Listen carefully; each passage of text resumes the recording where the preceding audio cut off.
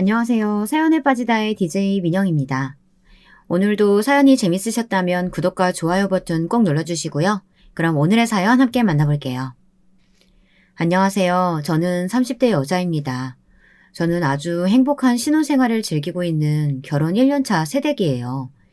몇 년 전만 해도 저는 결혼 생활이 전혀 없는 비혼이었어요. 결혼 생각이 아예 없었거든요. 제 주변에 결혼해서 행복하게 사는 사람이라고는 본 적이 없다 보니 자연스레 결혼에 대한 부정적인 생각만 가지고 있었습니다. 그런 제 마음을 바뀌게 도와준 사람이 바로 지금의 남편입니다. 남편은 지금까지 살면서 제가 만난 사람 중에 제일 착한 사람이에요. 남편은 저보다 5살이 많아요. 처음 만난 건 제가 조경 인테리어 관련 일을 하다 보니 나무를 사러 농장에 갔다가 만났어요. 당시 남편이 나무 농장에서 일하고 있었거든요. 남편을 처음 보았을 때 저는 너무 신기했습니다. 40이 다 된 남자가 얼굴에 주름도 하나 없이 해맑은 얼굴로 자신이 키운 나무에 대해서 신이 나서 설명해 주는데 너무 귀여웠거든요. 듣기만 해도 자신이 키운 나무에 대한 애정이 느껴졌어요. 일 때문에 화원에 갈 일이 많아 자주 만났는데 보면 볼수록 나이에 비해 사람이 순진한 것 같더라고요. 사회에 나와서 그렇게 순진하고 순수해 보이는 사람은 정말 오랜만에 만난 거라 관심이 갔습니다. 저에게는 그런 면이 좋게 보였거든요. 한 번은 나무를 사러 온 까다로운 손님들 앞에서 우왕좌왕하며 당황한 모습을 보는데 답답하면서도 안쓰러웠습니다. 그럴 때마다 신경이 쓰여 한두 번 도와주다 보니 그만 부부까지 되고 말았네요. 남편은 흔히 말하는 법 없이도 살 사람이에요. 남편 이야기를 하자면 밤새 이야기를 해도 모자랄 정도로 일화가 많습니다. 대략 몇 가지만 이야기 드리자면 남편은 결혼 전까지만 해도 근무하던 농장에서 일주일에 반은 먹고 자고 했어요. 농장이 워낙 규모가 커서 밤에도 보안이랑 관리해야 할 사람이 필요하다는 핑계로 농장 주인이 농장 옆에 작은 컨테이너를 만들어 거기서 남편을 지내게 했습니다. 남편은 어머니와 함께 사는 집이 있는데도 집에 안 가고 굳이 농장에 남아 안 해도 될 일까지 했어요. 농장에서 새벽부터 저녁까지 근무하고도 밤에도 일이 생기면 농장에서 밤을 꼴딱 새기도 했습니다. 그럴 때마다 저는 답답해서 남편에게 잔소리를 쏟아냈어요. 누가 보면 자기가 농장 주인인 줄 알겠어. 얼마 되지도 않는 월급 받으면서 뭘 그렇게까지 열심히 해. 돈도 중요하지만 난 농장 일이 좋아. 내가 다 하나같이 자식처럼 키운 애들인데 아픈 거 뻔히 알면서 근무 시간 아니라고 버려둘 수는 없잖아. 남편은 답답할 정도로 착해서 가끔 제 속을 뒤집어 놓고는 했습니다. 하지만 정말 성실한 사람이에요. 그런 면에 반해서 제가 헤어나오지를 못하고 있습니다. 그런데 어디 세상 사람들이 다 저 같나요? 다들 자기보다 강한 사람한테는 약하고 약한 사람한테는 강한 게 인간이잖아요.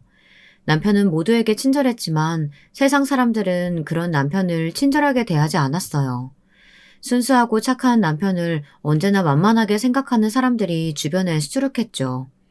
그 사실을 처음 알게 된 건 저와 남편이 결혼 준비를 하던 중이었어요.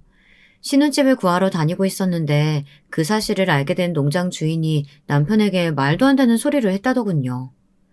결혼하고도 야간에 일 생기면 나와야 하는 거 알지?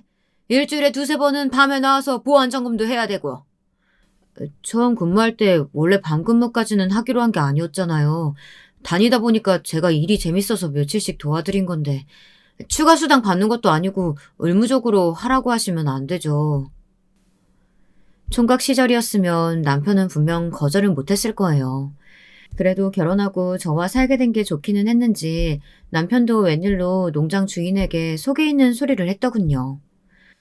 추가 수당 같은 소리 하고 있네. 너 우리 가게 컨테이너에서 매일 먹고 자고 했잖아. 오히려 내가 월세를 더 받아야지. 사람 심보라는 게 참 그래요. 처음 남편이 퇴근 안 하고 농장에 남아 나무들을 돌봤을 때는 고맙다고 너 같은 직원이 어디 있냐고 추켜 세우더니만 몇 년이 지나 그 일이 당연해지니 고마운 줄 모르는 거죠. 저는 남편에게 차라리 농장을 그만두는 건 어떠느냐고 물었어요. 하루도 빠짐없이 열심히 일하는 남편이 왜 그런 취급을 당하면서까지 그 농장에 있어야 하는지 이해가 되지 않았거든요. 제 말에도 남편은 끝까지 화원을 그만두지 않겠다고 했습니다. 안에 있는 나무에 자기 손때가 다 묻어있는데 그만두고 싶지 않대요. 할 수 있는 데까지는 끝까지 해보겠다고 했습니다.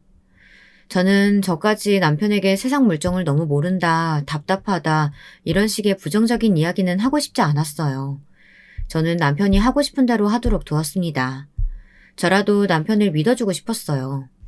그런데 얼마 뒤 남편에게 일이 생겼습니다. 남편은 농장 주인에게 제대로 뒤통수를 맞았어요. 어느 날 집에서 자고 있는데 누군가 초인종을 눌렀습니다. 남편과 저는 둘 다 깨서 함께 현관에 나갔는데 글쎄 경찰이 집에 왔더라고요. 저희는 너무 놀라 무슨 일로 왔냐고 경찰에게 물었죠. 그러자 경찰이 하는 말이 어이가 없었어요. 남편더러 절도 혐의로 함께 서까지 가야 한다고 하더군요. 알고 보니 그날 밤 농장 경보장치가 울려 경찰이 출동했고 비싼 특수목들이 몇 그루나 사라졌대요. 이미 손님에게 팔린 나무라 배달하려고 포장까지 예쁘게 해놨는데 그대로 사라져버렸답니다. 남편은 당연히 본인이 훔치지 않았다고 부인했죠. 저도 말도 안 되는 소리 하지 말라고 경찰을 쏘아붙였습니다. 퇴근하고 집에 와서 내내 저와 함께 있었는데 농장에 있는 나무를 어떻게 훔치겠어요. 그런데 경찰 말이 경찰에 신고한 농장 주인이 범인을 남편이라고 지목했답니다. 농장 CCTV에 범인이 전혀 찍히지 않은 게 바로 남편이 범인이라는 증거라면서요. 우리 농장에 CCTV가 몇십 대예요. 그 많은 게 일일이 어디 있는지 아는 사람은 나랑 제 둘뿐이에요. 그 많은 거 다 피해 다니면서 카메라에 안 찍혔다는 건 저놈이 범인이라는 거죠. 농장 주인 한마디에 남편은 경찰서에 끌려가 몇 시간 동안 조사를 받았어요. 당연히 증거도 혐의도 없으니 금방 나오기는 했지만 몇 년을 함께 일한 농장 주인에게 의심을 받았다는 것 자체가 남편에게는 상처가 됐습니다. 남편은 며칠 동안 잘 먹지도 못하고 출근도 못하겠다고 하더군요. 며칠 뒤 나무를 훔쳐간 범인이 잡혔어요. 알고 보니 작정하고 농장의 고가 나무들만 훔치고 다니는 전문적인 절도범들이더라고요. 같은 피해를 당할 농장이 많아서 그 지역에서 수사 중에 잡혔더라고요.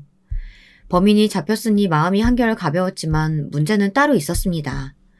범인이 밝혀지고 나서도 농장 주인은 제대로 사과 한마디가 없었어요.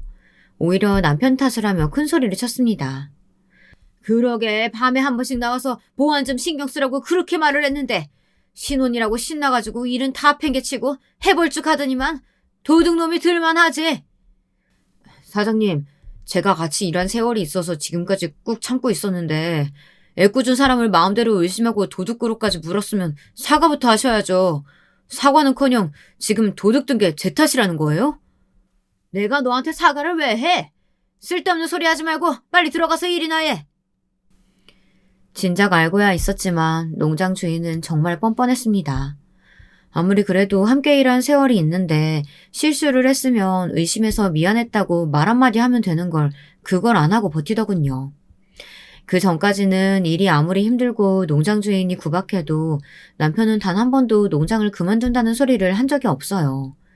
그런데 이번 일은 많이 힘들기는 했는지 웬일로 먼저 일을 그만두겠다고 하더라고요. 그런 모습을 옆에서 지켜보는 것만으로도 저는 속상했습니다. 많은 유부 선배님들이 보시기에는 어떠세요?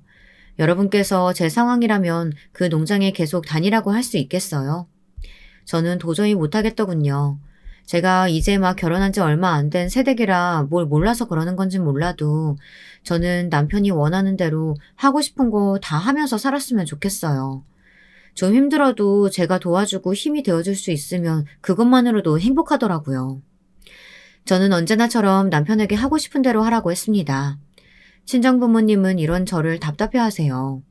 사실 제가 처음 남편과 결혼하겠다고 인사를 드리러 갔을 때도 부모님은 결혼을 반대하셨어요. 저도 예상하지 않았던 것은 아닙니다. 누구보다 제가 저희 부모님에 대해 잘 알고 있으니까요. 제 남편은 절대 저희 부모님 마음에 들만한 사람이 아닙니다. 제가 원래 비혼이었다고 말씀드렸었죠. 그 이유가 바로 저희 친정 부모님 때문이에요. 저희 친정 부모님은 두 분 다 유명 로펌에 다니는 변호사세요. 저는 어릴 때부터 유복하게 자랐어요. 동네에서 제일 집값이 비싼 아파트 50평대에 살았을 정도였죠. 더군다나 옷이며 책가방, 운동화까지 제 나이대 친구들은 흔하게 신을 수 없는 고가의 브랜드들이 옷장에 가득했습니다. 친구들은 제 속도 모르고 부모님 직업도 사는 것도 모두 다 부러워했어요. 하지만 저는 하나도 행복하지 않았습니다. 어린애한테 큰 집에 비싼 옷이 다 무슨 소용이겠어요. 매일 그 큰 집에 혼자인걸요. 형제도 없이 매일 그 큰 집에 혼자 있었어요. 어릴 때야 저를 봐주러 오시는 아줌마들이 있었지만 그것마저도 수시로 매일 바뀌어서 정들만 하면 아줌마가 바뀌어 있었죠. 저도 처음엔 외로운 마음에 집에 오는 아줌마들이랑 친해져 보려고 이모 하며 잘 따랐어요. 그런데 마음을 주고 나면 항상 떠나버리는 아줌마들을 보는 게 어린 나이에도 힘들더군요. 그래서 언제부턴 그냥 아줌마라고 불렀어요. 언제든 제 곁을 떠나도 힘들지 않게요. 어릴 때는 어떻게든 부모님과 함께 있고 싶었는데 막상 자라면서 보니 혼자 있는 것보다 더 힘든 게 부모님과 함께 있는 것이었어요. 부모님은 사이가 굉장히 좋지 않았어요. 매일 바빠서 집에 잘 들어오지도 않으시면서 어쩌다 한번 만나 같이 밥이라도 먹으면 꼭 제가 있는 앞에서 싸우셨습니다. 그냥 말로만 싸우는 정도가 아니었어요. 명색이 배웠다는 변호사라는 사람들이 툭하면 서로에게 심한 말을 하고 제가 있는데도 핸드폰이며 리모컨 같은 물건들을 던지며 싸웠죠. 한 번은 아버지가 던진 리모컨에 제가 머리를 맞은 적도 있습니다. 그런 날이면 부모님은 제게 미안해서 어쩔 줄 몰라 하시다가 아주 큰 곰인형이나 원피스를 사주곤 하셨어요. 그리고 그 다음 날이면 또 저는 혼자 집에 있었죠. 그때 생각했어요. 부모님이 다니시는 로펌이 망해서 부모님 두 분이 다 실직자가 됐으면 좋겠다고요. 그래서 단칸방에 살아도 좋으니 하루 종일 부모님이 나랑만 집에 있으면 좋겠다라고까지 생각했습니다. 그렇게 자라다 보니 저는 항상 외로웠어요. 나이가 들수록 친구나 남자친구에게 굉장히 집착했습니다. 누군가 옆에 있으면 그 사람을 독점하고 싶어 했어요. 소유욕이 강해지니 점점 집요해지더라고요. 그러다 보니 언젠가 저를 두고 다들 떠났습니다. 저에게 문제가 있다는 걸 스스로 알게 되고 나서는 차라리 혼자가 편했어요. 누군가와 함께 있으면 눈치를 보고 비위를 맞추느라 온전한 저를 보여주기가 힘들었거든요. 하지만 남편은 달랐어요. 남편과 함께 있으면 눈치도 보이지 않았고 비위를 맞추지 않아도 됐어요. 언제나 저를 존중해주고 제 곁에 있어주기 위해 노력했거든요. 남편을 제 모든 걸 바꿔놓은 대단한 사람이었지만 저희 부모님이 항상 말하던 조건에는 맞지 않는 사람이었어요. 남편이 첫 인사를 온 날 부모님은 남편 앞에서 대놓고 말씀하셨습니다. 내가 정말 100번 양보해서 젊은 사람이 농장에서 일하는 거야. 뭐 그래. 뭐 나무니 꽃이니 이런 거 좋아하면 그러고 살 수 있다 쳐. 근데 요즘같이 개나 소나 다 나오는 대학까지 안 나온 건 좀 너무하지 않아? 그래. 그래도 우리 딸은 서울에서 4년제 대학 나오는데 둘이 말이 통하긴 하니? 제가 지금까지 본 중에 처음 보는 모습이었어요. 부모님 두 분이 사람을 무시하는 데에는 아주 죽이 척척 맞으시더라고요. 저도 어느 정도 예상은 하고 있었지만 부모님의 매너 없는 태도에 제 얼굴이 다 화끈거렸습니다. 그게 사람 앞에다 두고 할 소리야? 엄마 아빠는 같은 대학 나왔어도 말 안 통하면서 평생 싸우고 살았잖아. 그렇게 살아보고도 그딴 소리가 나와? 좋은 대학 나오고 변호사면 뭘 해. 인성이 이 모양인데. 나야말로 준혁 씨 앞에서 엄마 아빠가 부모라는 게 더 쪽팔린다. 제가 부모님 앞에서 고래고래 소리를 지르니 옆에 있던 남편이 더 당황해서 오히려 저를 말렸습니다. 자신은 괜찮은데 왜 부모님에게 소리를 지르냐고요. 뭐? 우리가 쪽팔려? 이게 아주 정신이 나가도 제대로 나갔네. 그래! 네가 원래 옛날부터 유난했어. 부모가 힘들게 일해가지고 뭘 해줘도 고마운 줄을 몰랐으니까. 됐어.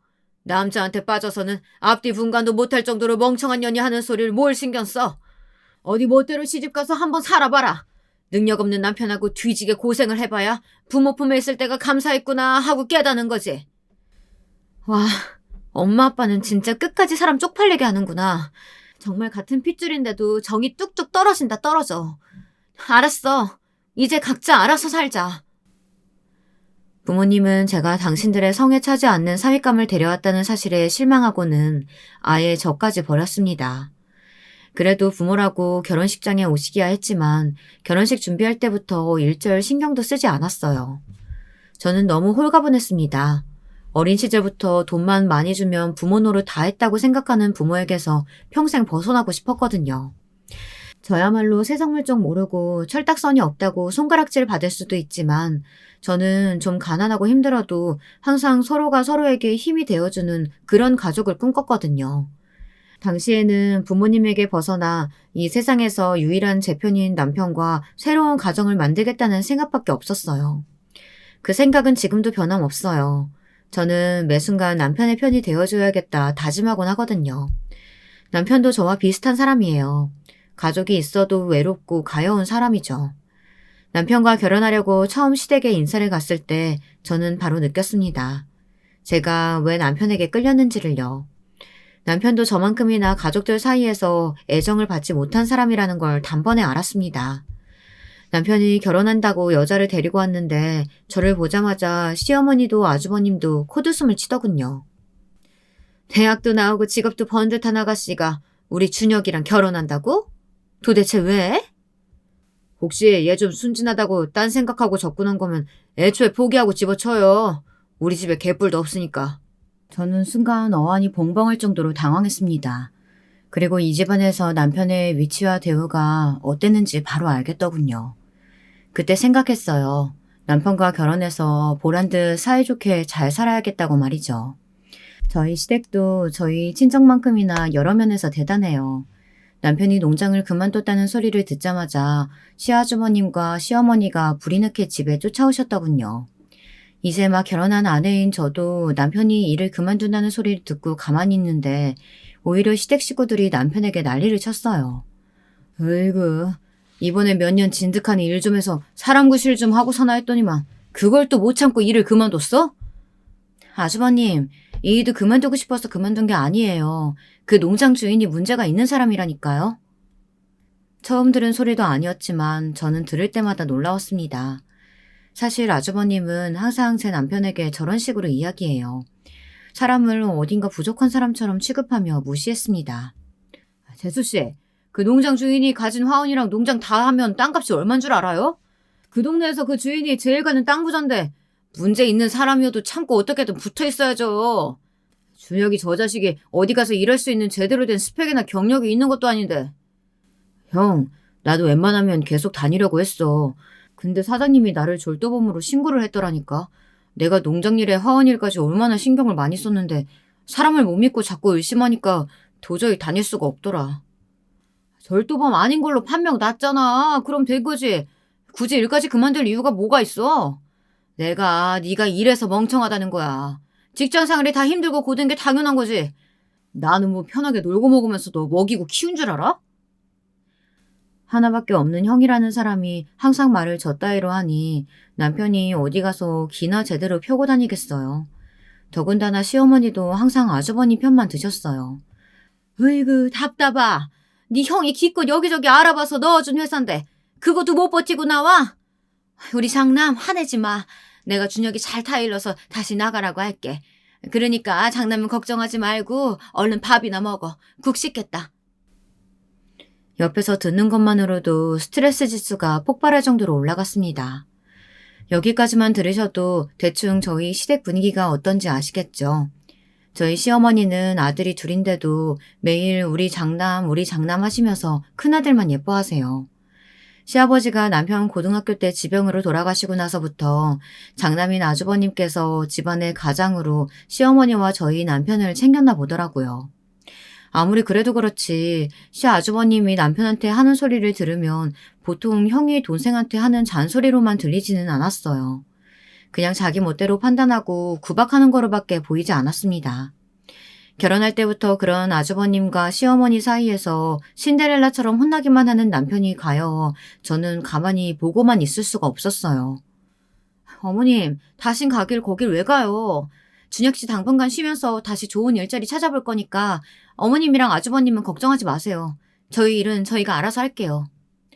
재수 씨가 준혁이 쟤를 아직 몰라서 그래요. 제가 순하고 맹한 것 같아도 얼마나 게으르고 고집이 센데요. 두고 봐요. 저러다가 집에 아주 눌러 앉을 거라니까요. 몇 년을 힘들게 일만 한 사람이 믿었던 사장한테 뒤통수를 맞았어요. 상처받은 사람이 좀 쉬고 싶다는데 몇 년 푹 좀 쉬면 어때요? 저는 상관없으니까 간섭 좀 하지 마세요. 저는 단호하게 이야기를 하고 남편과 시댁을 나와버렸습니다. 더 앉아있어도 어차피 좋은 소리 못 들을 것 같아서요. 집으로 돌아오는 길 남편은 제 손을 꼭 잡으며 저에게 미안하다고 했습니다. 자신이 못나서 저까지 싫은 소리 듣게 하고 고생시킨다고요. 저는 그럴 때마다 남편에게 잘못한 건 그 사람들이고 남편은 잘못이 없다고 항상 이야기해줬어요. 그러니까 제발 좀 다 참지 말고 할 말은 좀 하고 살라고 했습니다. 제가 백날 말하면 뭐해요. 남편은 항상 사람 좋게 웃기만 하는걸요. 그런데 세상 일이라는 게 정말 쉽지 않더군요. 항상 저희 부부 앞에서 잘난 척을 해대던 아주버님마저 지금까지 남편을 가지고 놀고 있었어요. 아무리 사람이 순진하고 착해도 그렇지 하나밖에 없는 형이 동생 뒤통수를 쳤습니다. 그것도 아주 치졸하게요. 남편이 농장을 그만두고 한 달 정도 되었을 때 일입니다. 기다려도 농장에서 퇴직금이 들어오지 않길래 남편이 농장 주인에게 연락을 했나 봐요. 벌써 전화를 몇 통이나 했는데도 받지 않는다고 걱정하더라고요. 저는 순간 화가 치밀었어요. 이 망할 놈의 인간이 내내 구박하면서 부려먹더니만 이제는 퇴직금까지 떼먹으려고 하는구나 싶어서요. 저는 이대로만 있을 수 없어 남편을 데리고 곧바로 농장으로 찾아갔습니다. 아주 단단히 따질 각오를 하고요. 그런데 농장 주인은 오히려 저희를 보자마자 큰 소리를 쳤습니다. 안 그래도 일손 딸려서 눈코 뜰 새 없이 바쁜데 왜 자꾸 전화질이야? 왜? 아직도 나랑 볼 일 남았어? 저도 지긋지긋해서 사장님한테 연락드리기 싫어요. 그러게 왜 제 퇴직금을 안 줘요? 남편은 오늘 내내 저와 연습한 대로 눈에 힘을 빡 주고 농장 주인에게 따졌습니다. 그런데 그 순간 농장 주인은 어이가 없다는 듯 실소를 터뜨렸어요. 이런 거지 같은 집구석을 봤나? 퇴직금에 야근 수당까지 다 일일이 따져서는 다 뜯어가 놓고서는 뭐? 퇴직금을 또 내나? 이런 도둑놈들을 봤나? 저와 남편은 이게 다 무슨 소리인가 싶어 얼떨떨했습니다. 농장 주인이 우리를 속이려고 하는 소리인가 싶어 다시 확인해봤는데 정말 농장 주인에게 제 남편이 퇴직금을 받아갔다는 내용의 계약서가 있더라고요. 남편과 저는 그럴 리 없다고 다시 한번 계약서를 확인했습니다. 그런데 계약서 밑에 사인을 보니 익숙한 이름이 쓰여있더군요. 김진혁, 바로 아주버님의 이름이었어요. 알고 보니 저희가 가기 며칠 전 아주버님이 이미 농장 주인을 찾아갔더라고요.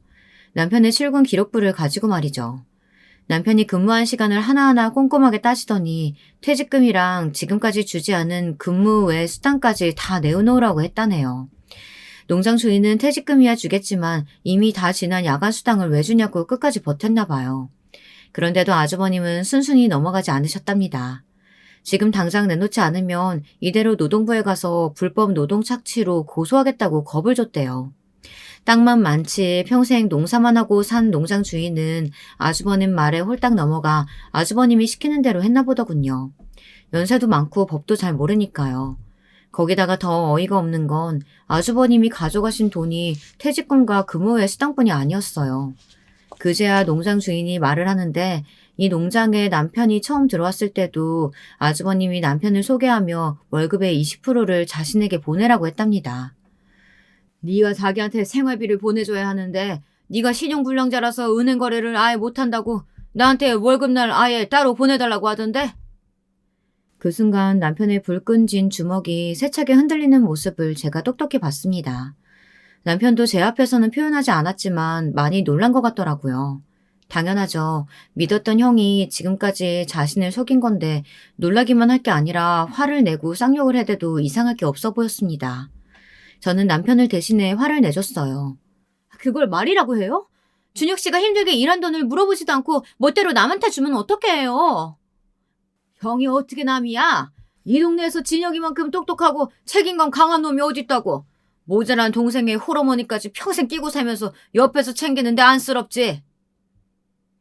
남편의 동네가 참 좁아요. 태어나서부터 지금까지 한 집 살면서 매일 같은 동네 사람들과 어울려 살다 보니 각자 집안의 수저가 몇 개인지까지 다들 알고 있었죠. 시아버지가 일찍 돌아가시고 아주버님이 혼자 시어머니와 남편을 챙겼으니 동네 사람들은 아주버님을 아주 대단하게 생각했어요. 물론 아주버님이 대단하기는 해요. 힘든 상황에서도 열심히 공부해서 4년 내내 장학금을 받고 대학도 다녔고 동네에서 가장 큰 기업에 들어가 지금은 부장까지 됐으니까요. 그러다 보니 동네 사람들은 아주버님이 하는 말이라면 다들 믿고 따랐어요. 저도 눈치가 있으니 아주버님이 동네 사람들에게 많이 배운 거 없고 순진한 동생을 뒤에서 많이 챙기는 것처럼 이야기하고 다닌다는 걸 알고 있었죠. 동네 사람들이 제가 지나갈 때마다 어딘가 안쓰러운 눈으로 바라보며 툭하면 고생이 많다고 어깨를 두드려주곤 했으니까요. 그런데 신용불량자라고까지 말하고 다니고 어딘가 좀 모자란 사람인 것처럼 이야기하고 다니는 줄은 꿈에도 몰랐습니다. 남편은 신용불량자도 아니고 모자라지도 않아요. 그런 거짓말까지 하고 다니며 동생 돈이나 착취하는 못난 형이 세상에 어디 있답니까? 저는 그 길로 아주버님에게 따지러 갔습니다. 저희 돈도 다 내놓으라고요. 아주버님은 결혼하고 아이도 둘이나 있지만 시어머니와 함께 살고 있어요. 형님과 조카들이 미국에 가 있거든요. 흔히 말하는 기러기 아빠예요. 제가 보기엔 형님이 고지식하고 잘난 척 심한 아주버님과 아들 바라기인 시어머니와 함께 사는 게 힘들어서 미국으로 가신 건 아닌가 싶기도 해요. 저 같아도 아주버님이나 시어머니 같은 사람하고는 하루도 못 살 것 같거든요. 시어머니는 처자식 없이 혼자 사는 아들이 안쓰러워 어쩔 줄 몰라 하세요. 거기다가 장남이 모든 생활비까지 책임지며 함께 살고 있으니 아주 장남이라면 덜덜 떠시죠. 남편이 가끔 시어머니에게 서운한 일이 있을 때마다 하는 말이 있어요. 어릴 때 엄마가 항상 학교가 끝나면 형한테만 잘 갔다 왔냐고 물어봤어. 내가 옆에 있는데도 형한테만. 그래서 나는 어디서 주워온 게 아닌가 싶었다니까. 아이가 그런 생각이 들 정도면 엄마가 도대체 얼마나 두 자식을 차별했을까 싶어요. 저는 이번 일만큼은 그냥 지나칠 수가 없었습니다. 아주버님에게 사실 확인을 하고 도대체 남편과 제게 말도 안 하고 왜 멋대로 그런 짓을 한 건지 단단히 따져 물을 생각이었습니다. 농장에서 나와 바로 시댁으로 갔더니 아주버님은 안 계시고 시어머니만 계시더군요. 저는 시어머니에게 그날 있었던 일에 대해 다 말했습니다. 아주버님이 저희에게 말도 안 하고 지금까지 남편 월급의 20%를 마음대로 가지고 가고 있었고 퇴직금이랑 수당까지 챙겨갔다고요. 시어머니는 제 말을 믿지 않았어요. 제가 아주버님의 사인이 적힌 계약서까지 보여드렸는데도 아주버님 편을 들었습니다. 장가라도 가면 정신 차리고 잘 살 줄 알았더니만 너는 아직도 네 형을 모르니? 네 형이 뭐가 부족해서 네 돈을 탐내? 네가 퇴직금도 못 받고 수당도 못 받을까 봐 알아서 챙겨주려고 그런 거겠지. 암튼 천성은 변하지를 않는다니까. 새아기, 너도 그래. 너라도 남편이 멍청한 짓 하고 돌아다니면 옆에서 말렸어야지. 동네 창피하게 그걸 또 따지려고 농장까지 갔어? 어머니 말씀대로 퇴직금이나 수당은 알아서 챙겨주려고 했다고 쳐요. 그럼 지금까지 몇 년 동안 일절 말 한마디도 없이 왜 멋대로 월급에서 20%나 떼가는 건데요? 그건 어떻게 설명하실 거예요? 그거야 다 따로 모아뒀겠지. 우리 집 장남이 대기업 부장이야. 뭐하러 그런 푼돈에 손을 대겠어? 답답할 노릇입니다. 저는 너무 화가 나서 속이 터질 것만 같았어요. 어떻게 된 게 엄마라는 사람이 저렇게 자식을 대놓고 차별할 수가 있을까요? 그때 마침 아주버님이 집에 돌아왔어요. 저는 아주버님에게 달려가서 물었습니다. 왜 우리한테 상의도 안 하고 멋대로 농장 주인을 찾아가 퇴직금에 수당까지 챙겨갔냐고요. 그러자 아주버님은 표정 하나 안 변하고 당당하게 말했습니다. 나중에 내가 다 챙겨주려고 그랬죠. 내가 믿을 만한 곳에다 다 넣어놓고 오는 길이니까 걱정하지 말고 돌아가요. 형, 그게 말이 돼? 내가 엄연히 결혼해서 가장이 있는데 내 돈을 형이 함부로 하면 어떡해. 뭐야? 이 자식이 지금껏 기껏 먹이고 재워주면서 키워줬더니만 뭐? 내가 네 돈 꿀꺽하기라도 할까봐 이래? 아주버님은 말도 안 되는 핑계를 대면서 말을 돌렸습니다. 그런 아주버님의 모습에 남편도 얼굴이 붉어져 한숨을 아주 깊게 내쉬더군요. 나 형이 그 돈 순순히 돌려주면 그냥 참고 돌아가려고 했어. 그런데 나한테 말도 안 하고 내 돈을 왜 형 마음대로 놓고 말고를 해. 난 그딴 거 필요 없으니까 당장 내 돈 내놔. 저는 남편이 웬일로 할 말을 다 하길래 옆에서 잠자코 있었습니다. 그런데 그때 아주버님이 남편의 어깨를 툭 세게 밀쳤어요. 그리고는 머리라도 한 대 쥐어박을 것처럼 자꾸만 손을 들썩거렸습니다. 이 자식이 어디서 형한테 눈을 부라려? 너 내가 네 돈 어디다 빼돌렸을까 봐 이래? 그리고 뭐? 네 돈을 왜 마음대로 하냐고? 그럼 너는? 너야말로 내가 벌어다 너 키운 돈 다 토해내지 그래. 아주버님의 말에 남편은 금세 또 주눅이 들었습니다. 분명 아주버님 말이 맞는다고 생각할 게 뻔해요. 남편은 시아버지가 돌아가신 이후 줄곧 형에게 신세를 졌다고 생각하니까요. 저는 이대로 두면 안 될 것 같아서 제가 나섰습니다. 아주버님, 준혁 씨도 이제 어른이에요. 결혼까지 했다고요. 아버님 돌아가시고 아주버님 고생하신 거야 다 알고 감사드리지만 성인이 돼서 본인이 일해서 번 돈을 왜 아주버님 마음대로 하세요? 돈 어디다가 얼마나 넣은 건지도 확실히 알려주세요. 통장을 보여주시던지요. 그때였어요. 하필이면 중요한 순간에 시어머니께서 갑자기 바닥에 주저앉아 펑펑 눈물을 쏟으셨습니다. 신세 한탄까지 늘어놓으시면서요. 아이고, 내가 창피해서 우리 장남 볼 낯이 없다. 동생이라고 저렇게 못나게 낳아놔서는 우리 장남이 매일 못 볼 꼴이나 보고. 우리 장남 미안하다. 나 때문에 네가 고생이 많아. 순식간에 퍼진 곡소리에 남편은 어쩔 줄 몰라 했습니다. 아주버님은 답답하다는 듯 가슴만 치고 있었고요. 그 순간 남편이 시어머니 앞에 다가가 무릎을 꿇고 앉았습니다. 자신이 잘못했다고 사과까지 하면서요. 어머니, 형, 제가 잘못했어요. 제가 그깟 돈 때문에 형이랑 어머니한테 몹쓸 짓을 했습니다. 다신 안 그럴게요. 저는 어안이 벙벙해져서 말문이 막혔습니다. 정말 천불이 난다는 말이 이런 순간을 이야기하는 거더군요. 그렇게 아무것도 해결되지 않은 채로 집에 돌아온 저는 남편과 일절 말 한마디 하지 않았어요. 돈도 돈이었지만 남편의 행동이 어처구니가 없었습니다. 평생 저렇게 살았으니 항상 사람들에게 당하고 사는 거였어요. 그날은 처음으로 남편과 결혼한 것이 후회가 됐습니다. 제가 아무리 곁에서 노력하고 도와주려 해도 남편이 변하지 않으면 평생 똑같이 살 게 뻔하니까요. 제가 말도 안 하고 무시하니 남편은 저를 볼 때마다 잘못했다고 했습니다. 어머니와 형이 얼마나 고생하고 사셨는지를 본인이 누구보다 잘 아는데 돈 몇 푼 때문에 가족 간에 싸우고 싶지 않았다네요. 저는 듣고 싶지 않았어요. 남편에게 퍼부어주고 싶은 말들이 많았지만 입 밖으로 내면 후회하게 될 것 같아 꾹 참았습니다. 그러던 중 며칠 뒤 아주버님이 집으로 찾아왔어요. 들어오자마자 한다는 말이 알아서 좋은 직장 구한다더니만 아직도 집에 있냐고 비아냥거렸습니다. 저는 마음 같아서는 정말 뒤통수라도 한 대 후려치고 싶었어요. 아주버님을 연신 흘겨보고 있는 제 어깨를 토닥인 남편은 아주버님에게 무슨 일로 왔냐고 물었습니다. 그러자 아주머님은 무슨 대단한 이야기라도 하는 사람처럼 어깨를 잔뜩 으쓱거리며 잘난 척을 하더군요. 네가 나 아니면 어디 가서 사람 구실이라도 하겠냐? 나 아는 거래처 사장님이 운영하는 공장인데 거기가 우리 지역에서 제일 큰 물류 공장이야.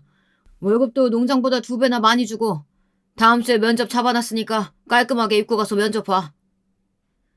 아주버님은 남편에게 일자리를 소개했어요. 듣기만 해도 어떤 곳인지 아는 공장이라 잠깐 솔깃하기야 했지만 저는 남편에게 가지 말라고 했습니다. 아주버님 속을 어떻게 알고 또 소개하는 대로 가. 이번엔 30% 아니 50%도 뜯어가면 어떡하려고. 그리고 당신 공장 일은 한 번도 안 해봤잖아. 꽃이랑 나무가 좋다며. 그냥 다른 농장이나 화원 구하는 대로 그냥 그쪽으로 가. 이제는 제발 아주머님 품에서 벗어나라고. 저는 며칠 동안 답답했던 심경을 꾹꾹 누르며 남편에게 울부짖었어요. 제 말에 남편은 한숨을 푹푹 내쉬더니 제 말대로 하겠다고 했어요. 자신도 공장 일은 자신 없고 좋아하는 일을 하고 싶다고요. 그런데 사람 일이라는 건 참 변수의 연속입니다. 저희 부부에게도 선물이 찾아왔어요. 아이가 생겼습니다. 임신 사실을 알았을 때 남편과 저는 밤새 부둥켜 안고 울었어요. 너무 행복해서요. 그런데 한편으로는 걱정거리가 있었어요. 제 일이 사무실에 가만히 앉아있는 일도 아니고 밤낮으로 바빠요. 야근도 많고요. 거기다가 남편도 아직 직장이 없는 상태로 일을 구하고 있는 중이잖아요. 사는 집도 전세라 내년엔 전세금도 올려줘야 할 텐데 걱정이 이만저만이 아니었습니다. 고민 끝에 남편은 아주버님이 소개한 공장에 출근하기로 했습니다. 저는 남편에게 조금 더 생각해보자고 했지만 남편은 단호했어요. 지금까지 한 번도 본 적 없는 모습이었습니다. 우리 아이도 생겼는데 가장이 집에서 놀고 있으면 안 되지. 나 여보랑 우리 아기 생각해서 열심히 일할 거야. 그러니까 당신 아무 걱정하지 말고 우리 아기만 신경 써. 저는 어떻게든 남편이 좋아하는 일을 하게 해주고 싶었는데 일이 그렇게 쉽게 풀리지 않더군요. 제 임신 사실을 알게 된 남편은 농장이나 화원보다 훨씬 더 월급을 많이 주는 공장으로 가겠다고 했어요. 저는 혹시나 또 아주버님에게 남편이 이용당하는 건 아닌가 싶어 걱정됐어요. 제 앞에서 남편은 항상 괜찮다고 하지만 사람들에게 받은 상처가 얼마나 힘든지 저도 잘 아니까요. 그래서 마음이 쓰였습니다. 제 걱정이 무색할 정도로 남편은 금방 공장에 적응했어요. 얼마나 성실한지 항상 같은 시간에 출근해 같은 시간에 집에 돌아오곤 했습니다. 제가 늦어서 남편이 먼저 퇴근하고 돌아오면 저녁 준비까지 해 상다리 휘어지게 차려주곤 했어요. 임신한 제가 매일 출근하는 게 안쓰럽다면서요. 그런 남편의 마음이 고마워서 저는 임신한 사람들이 다 한다는 입덧조차 안 하고 임신 초기를 잘 지내고 있었습니다. 그러던 어느 날이었어요. 남편이 퇴근하고 집에 올 시간이 훨씬 넘었는데도 웬일로 집에 오지를 않더라고요. 저는 그 성실한 사람이 오늘은 웬일인가 조금 더 기다려보기로 했습니다. 무슨 일이 있으면 바로 연락을 했을 테니까요. 그런데 1시간이 훌쩍 넘었는데도 남편은 연락이 없이 집에 오지 않았어요. 거기다가 핸드폰을 계속 연락해도 받지를 않더라고요. 여러 번 전화를 걸었는데도 계속 통화음만 들리고 받지를 않았어요. 저는 결국 핸드폰을 손에 쥐고 나가 동네를 뒤지고 다녔습니다. 남편이 어디 있는지도 모르는데 말이죠. 그런데 몇 시간이 지나고 나서야 남편에게 연락이 왔습니다. 놀라서 헐레벌떡 전화를 받았는데 남편이 미안하다고 사과를 하더라고요. 집 앞에 다 왔다고요. 공장 동료한테 급한 일이 생겨 도와주다 보니 전화를 받을 수가 없었대요. 저는 도대체 무슨 일이 있었던 거냐고 따져 물었습니다. 동료한테 무슨 급한 일이 있었길래 전화도 한 통 못하고 몇 시간 동안 연락이 두절될 수가 있냐고요. 그런데 남편은 말을 얼버무렸습니다. 급한 일이라 어쩔 수 없었다는 소리만 하고는 피곤하다면서 씻고 바로 잠들어 버렸어요. 지금까지 한 번도 그런 적이 없었던 사람이다 보니 저는 이상해서 더 꼬치꼬치 묻고 싶었지만 꾹 참았습니다. 맨날 생각이 났거든요. 제가 정신적으로 많이 외로웠던 시절에 친구나 남자친구에게 귀찮게 굴었어요. 어디를 가는지, 뭘 하는지, 누구를 만나는지 일거수일투족을 다 공유해주기를 바랬습니다. 말 안 해주고 귀찮아하면 더 집요하게 굴었어요. 결국은 그런 저에게 지쳐 다들 지겹다는 소리를 하며 떠나갔어요. 남편이 제 곁을 떠난다는 건 단 한 번도 상상해 본 적이 없어요. 상상하고 싶지도 않았습니다. 저는 남편에게 도대체 무슨 일이 있었던 건지 궁금해 미쳐버릴 노릇이었지만 참았어요. 남편은 절대 거짓말을 하거나 허튼 짓을 할 사람이 아니니까요. 그런데 그날 이후부터 그런 일이 잦았습니다. 잦아도 너무 잦았어요. 새벽에 출근하는데도 밤 12시 전에 집에 들어온 적이 없어요. 거기다가 더 이상한 건 연락도 잘 되지 않았다는 겁니다. 제가 전화를 해도 잘 안 받고 문자를 해도 한참 있다가 바쁘다는 메시지 덜렁 하나 왔어요. 저는 불안했습니다. 직장을 옮기고 나서 남편이 확실히 많이 달라졌거든요. 집에 와서도 피곤하다며 저와 얼굴도 잘 마주치지 않으려 했고 회사에서 있었던 일도 거의 얘기하질 않았어요. 제가 뭘 좀 묻기라도 하면 괜찮다고 일이 많아서 좀 힘들어서 그런 거라고만 하더라고요. 거기다가 제일 이상했던 건 갑자기 남편 핸드폰에 비밀번호가 걸렸다는 거예요. 제가 사실 좀 불안해서 남편이 잘 때 핸드폰을 훔쳐보려고 했거든요. 그런데 어느 날부턴가 비밀번호가 걸려 있더라고요. 그러니 더 불안했습니다. 이 남자가 혹시 딴짓을 하는 게 아닌가 싶어서요. 저는 확인이 필요했습니다. 남편이 저를 속이거나 숨기는 게 있는 것이 아니라 단순히 정말 새로운 일에 적응하느라 힘들어서 그런 거라는 확인이요. 저는 남편 몰래 회사로 찾아갔습니다. 매일 퇴근 시간이 지나서도 일이 많다며 집에 오질 않으니 불안해서 딴 데로 새지 않고 공장에서 일하는 모습만 확인하고 집에 와야지 싶었어요. 그런데 공장 안의 상황을 보고 저는 경악을 금치 못했습니다. 보자마자 눈물이 쏟아져서 도저히 서 있기도 힘들었어요. 야, 머리통이 아무리 모자라도 그렇지 멍청한 놈이 이깟 일도 거지같이 해? 내가 너 들어온 이후로 아주 짜증나서 잠이 안 와. 찰싹. 저는 제 두 눈으로 직접 보고도 믿을 수가 없었습니다. 그 상사라는 놈이 남편의 뺨을 갈겼어요. 더 화가 났던 건 남편의 태도였어요. 자기 뺨을 맞았는데도 전혀 흔들림조차 없었어요. 마치 매일 겪었던 일처럼요. 원래 너처럼 답답하고 모자란 놈들은 말로 하면 못 알아들어. 그럴 땐 한 대씩 패줘야 정신을 차리지. 그만! 당신 지금 뭐 하는 거야? 남편을 한 대 더 때리려고 손을 올리는 인간 앞에 제가 막아섰습니다. 제 등장에 거지 같은 상사놈뿐 아니라 남편도 놀라 제 앞을 가로막더군요. 제게 여기에 왜 왔냐고 소리치면서요. 당신이야말로 이렇게 개 같은 인간한테 왜 맞고 있는데. 이봐, 당신이 뭔데 내 남편을 때려? 당신 깡패야? 조폭이야? 아이씨구, 남편은 바보 멍청이 새끼인데 마누라는 앞뒤 구분도 못하는 쌈딱이네? 뭐? 쌈딱? 이 무식한 공돌이 새끼야. 너 내가 누군지 알아? 우리 아버지가 부장검사야. 너 내가 가만 안 둘 거야. 지금 당장 내 남편한테 사과해. 저도 모르게 너무 화가 나니 아무 말이나 막 뱉게 되더군요. 여러분은 이해하시죠? 남편이 맞는 꼴을 봤는데 아내가 어떻게 가만히 있을 수가 있겠어요. 저희 아버지가 부장검사는 아니지만 변호사인 어머니 아버지 친구 중에 검사, 판사 다 있어요. 부모님과도 왕래를 안 하고 지내기야 하지만 그래도 엄연히 하나밖에 없는 사이가 맞았는데 가만히 계시지는 않겠죠. 일말의 기대를 가지고 저는 마구 퍼부었습니다. 뭐 사과? 부장검사 같은 소리 하고 있네. 에이, 뻥치지 마.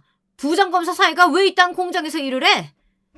그래, 못 믿겠어? 좋아, 사과 안 하면 며칠 뒤에 당신 앞으로 소쩍 날아갈 거야. 어디 한번 직장 내 괴롭힘으로 신고당한 상사로 평생 이 좁은 동네에서 살아봐. 남편이 말리지 않았다면 저는 그 망할 놈의 공돌이 새끼에게 달려들어 머리털을 다 뽑아버릴 작정이었어요. 남편은 흥분한 저를 데리고 공장을 나왔습니다. 저는 진정이 되질 않았어요. 도저히 속이 풀리지 않아 저는 아주버님에게 곧바로 전화에 따졌습니다. 아주버님 때문에 남편이 아주 못볼 꼴을 당했다고요. 지금까지는 남편이 참아서 저도 넘겼지만 더는 못 참아요. 소개를 해줘도 어떻게 저딴 데를 소개할 수가 있어요? 준혁 씨가 어떤 대우 받으면서 다녔는 줄 알아요? 저 아주버님도 절대 용서 못하니까 그런 줄 아세요. 집에 오면서 남편과 이야기를 나눴습니다. 알고 보니 공장에 다니는 내내 그 상사라는 인간한테 괴롭힘을 당했대요. 처음엔 막말만 하는 정도였는데 점점 자기 일까지 남아서 하게 하고 못하면 공장 사장에게 이야기해 남편을 자르게 하겠다고 했대요. 거기다가 하루에 수십 번 전화 거는 것도 모자라서 메시지로도 연신 괴롭혔나 봐요.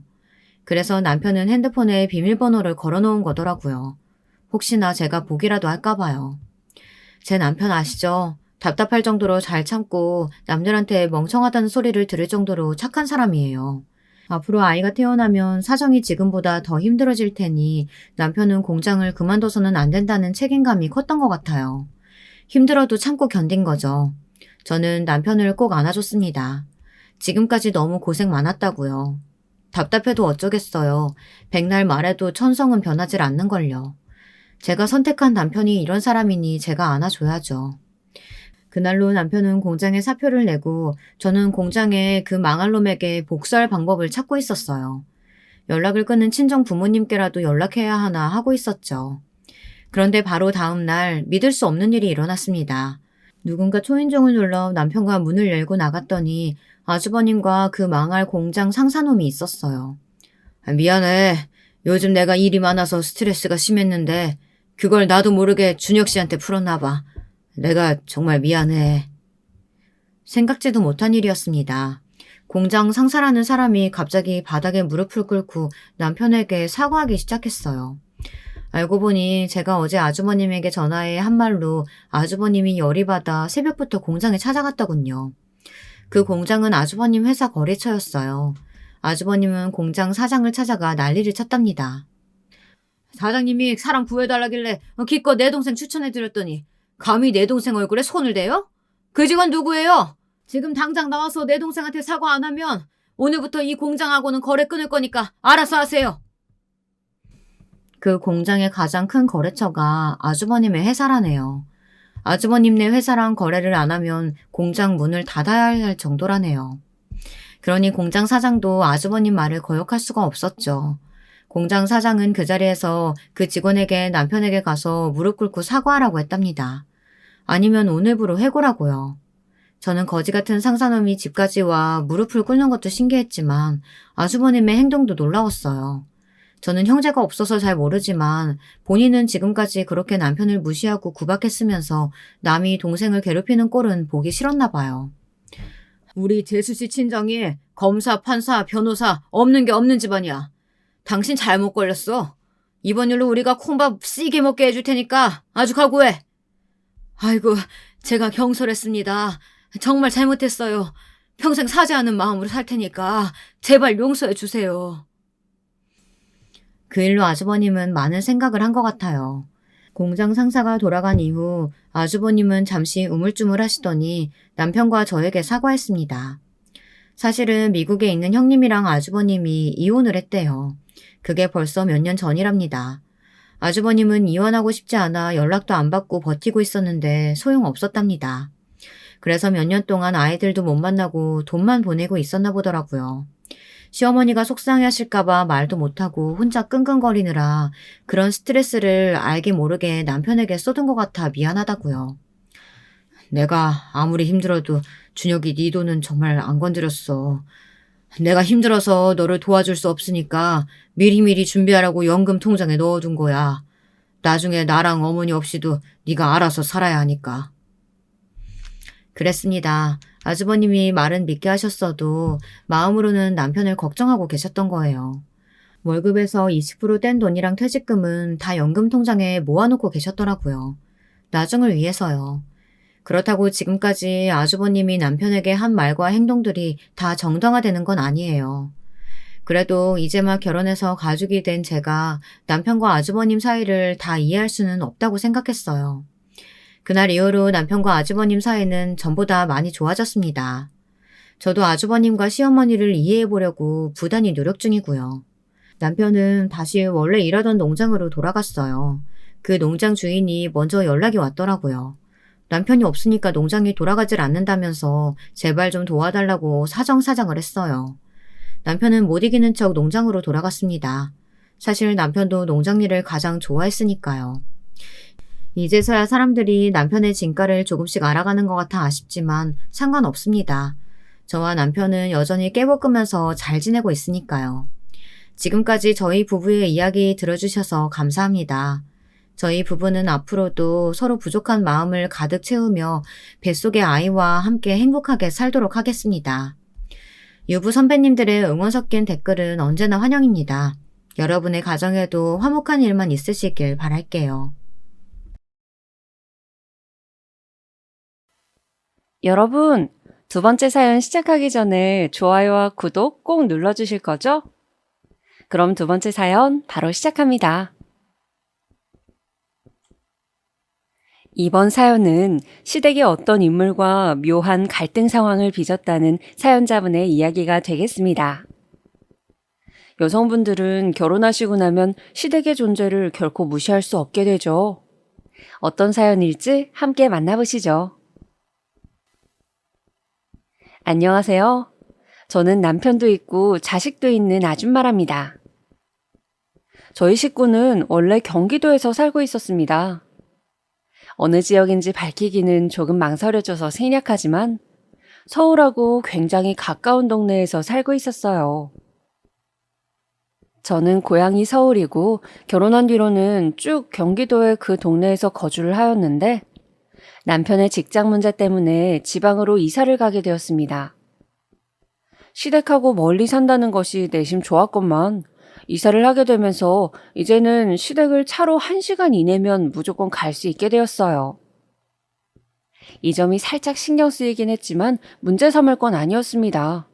다른 변화에 비하자면 말이죠. 바로 이사를 하면서부터 시누이 집하고 아주 가까워졌다는 사실이었습니다. 이게 중요했던 것 같아요. 시누이랑 저랑은 나이가 4살 차이입니다. 시누이가 저보다 4살이 많고 저희 남편보다는 2살이 더 많습니다. 남매 2사람이 같은 나이에 결혼을 하였어요. 시누이가 저희 부부보다 2년 더 먼저 결혼을 했었거든요. 시누이는 결혼을 하자마자 금방 임신을 하였고 저희 부부가 결혼하기 전에 아기를 낳았습니다. 지금 쓰다 보니까 떠오른 부분인데, 저 결혼하기 전에 시누이가 낳은 아기를 보러 그쪽에 방문한 적이 있었어요. 그때 생겼던 사소한 일화 한 가지가 생각이 나네요.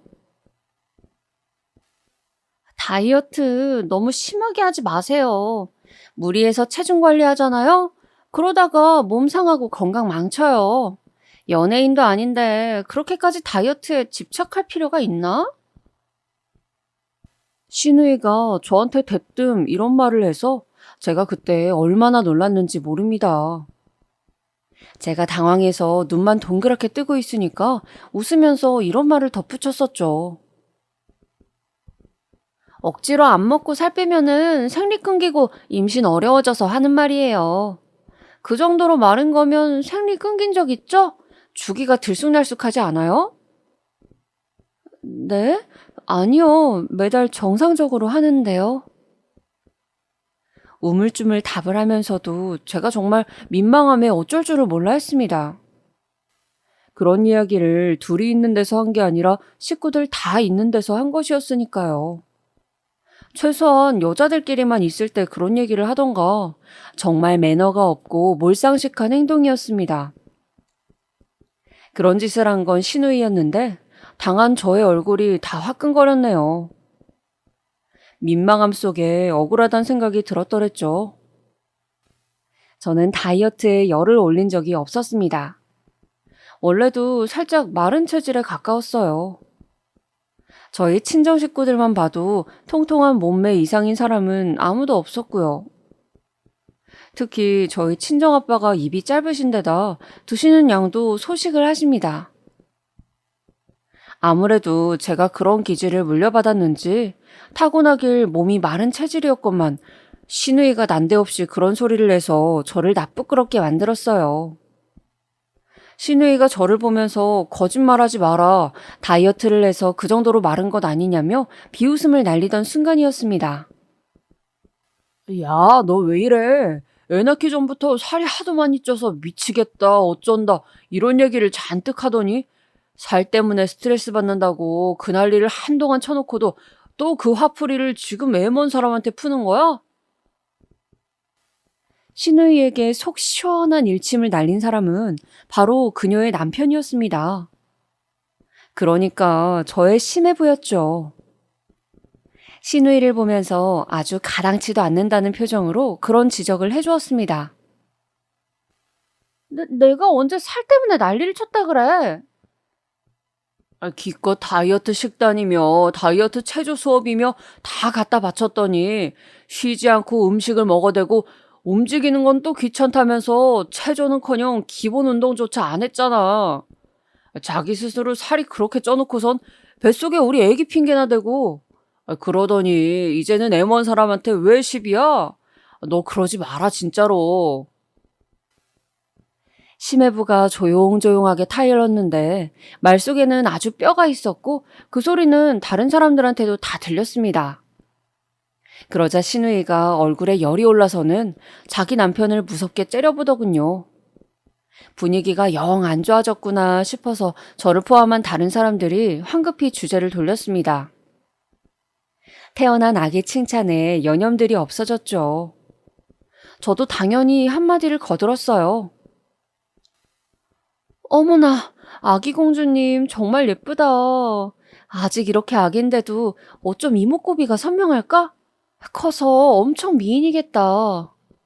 그리고 눈, 코, 입이 전부 자기 엄마 아빠를 쏙 빼닮았네. 제가 해사한 기색으로 이런저런 칭찬을 늘어놓았을 때였습니다. 문득 날카로운 시선이 느껴져서 고개를 돌려보니 시누이가 저를 무시무시한 눈빛으로 쳐다보고 있는 겁니다. 저기 언니, 저한테 혹시 뭐 하실 말씀이라도 있으신 걸까요? 도저히 그 시선은 무시할 수 있는 종류의 것이 아니었기에 어쩔 수 없이 물어봤죠. 그랬더니 시누이가 갑자기 거친 숨을 몰아쉬면서 저한테 이러는 거예요. 지금 내가 쌍수했다고 일부러 그러는 거죠? 맞죠? 우리 애기한테 자기 엄마 아빠 닮아서 쌍꺼풀 없다고 돌려깐 거잖아요.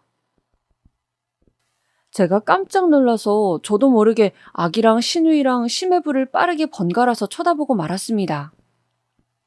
저의 그런 모습에 신우이는 더욱 화가 난 모양이었죠.